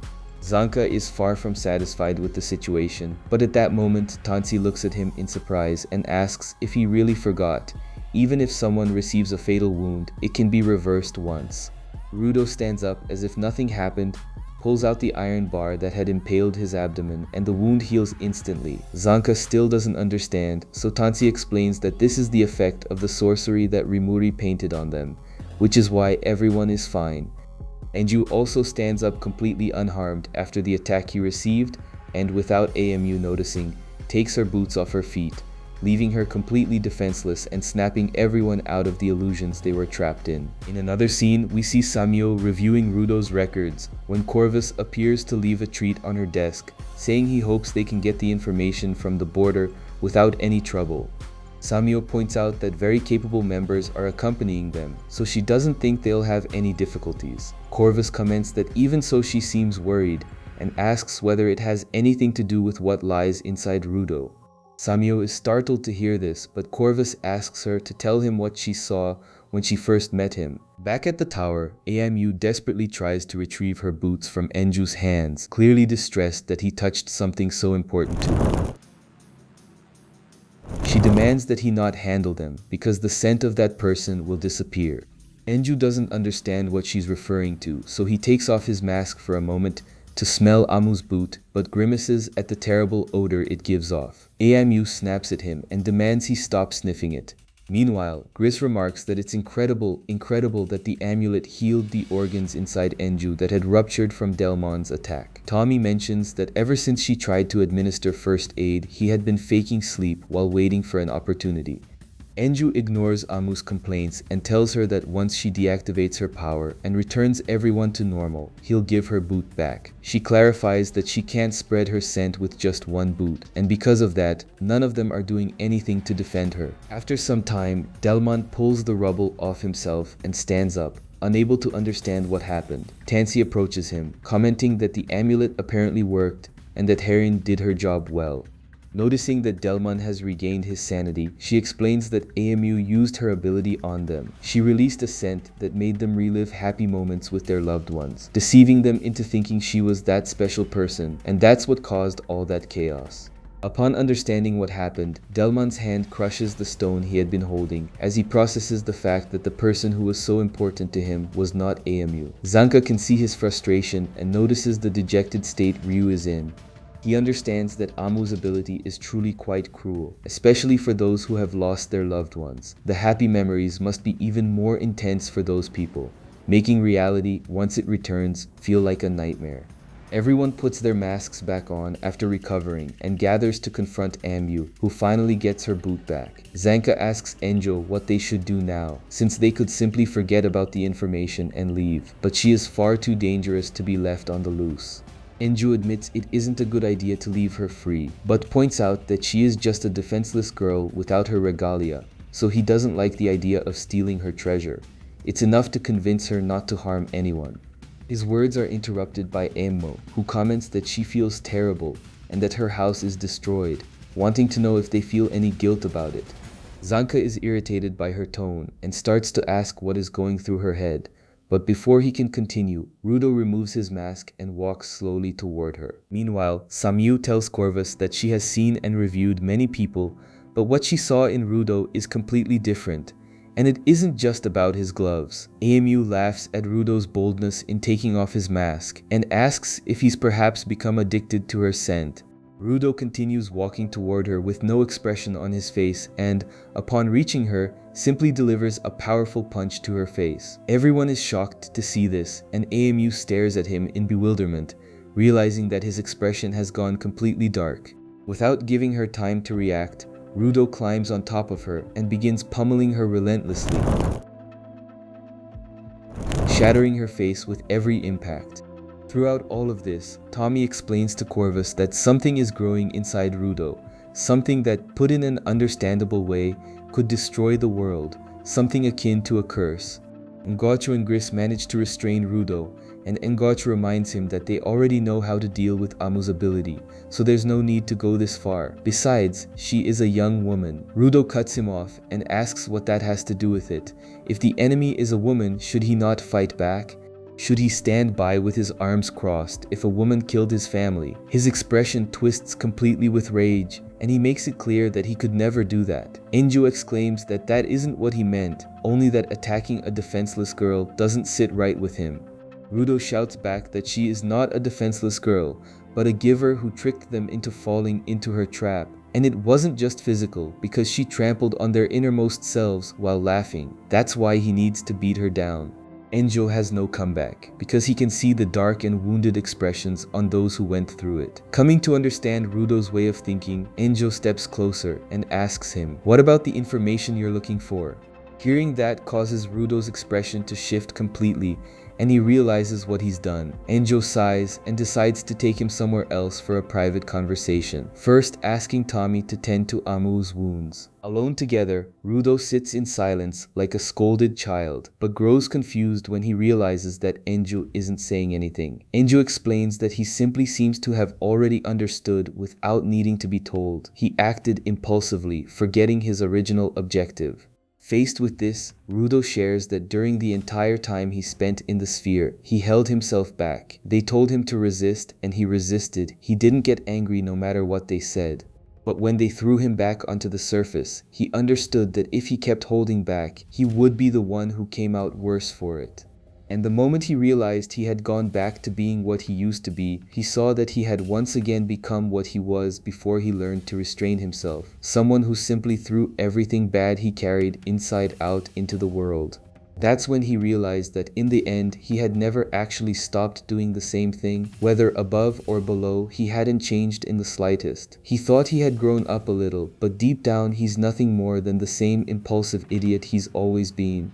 Seeing his frustration, Enju maintains a neutral expression and out of nowhere mentions that he likes beautiful women. Rudo stares at him in bewilderment, momentarily forgetting all of his thoughts in the face of the confusion. Even without Rudo understanding any of it, Enju continues speaking calmly, mentioning that he likes them to be smarter than him and to have an attractive figure. He likes beautiful women who are open-minded, but he can't stand irritating women and children. Enju pauses to look at Rudo, saying that any woman would certainly be irritated to hear that. His flaw is that he can't hide it, so even adults have a great deal of growing up to do. What he himself needed in order to mature was someone to make him realize what was wrong with him. Rudo, however, figured it out on his own, which means he has tremendous potential to grow. Rudo is surprised to hear this, and Enju tells him that afterward they'll go together to apologize. On the other side, after treating Amu's wounds, Tommy apologizes to her, saying that they never intended for things to go that far. Amu had lost the strength to speak, so Tommy removes her mask and smiles sincerely, telling her that she can say whatever she wants, because she too loves to talk about love. Upon hearing this, Amu lifts her gaze to look at her and comments that she would certainly make a wonderful mother. Tommy smiles, responding with warmth. Amu tells her that her own mother was also very kind. Thanks to her, she was able to meet her first love, obtain her treasure, and on top of that, she was able to see the angel who travels back and forth between the sphere and the surface. Tommy smiles as she listens attentively to the story, but upon catching that last part, she looks at Amu with alarm and asks what she means by an angel who moves between the sphere and the surface. Gris also becomes alarmed as the meaning of what was said sinks in. Tansy immediately asks Amu what she just said, aware that she may have just revealed a very important piece of information without realizing it. Despite everyone's eagerness to know more, Amu simply lifts her gaze to meet theirs with a dejected expression without saying a single word more. And so ends the first part of Gachiakuta. Did you enjoy the recap? I hope so, because it took a lot of work to summarize, record, and edit. If you can, please leave a like and a comment. Building hype on the video is very important to help it reach more people and make this amazing anime even more popular. On the screen, there are two interesting videos, two recaps. Go ahead, click and watch them.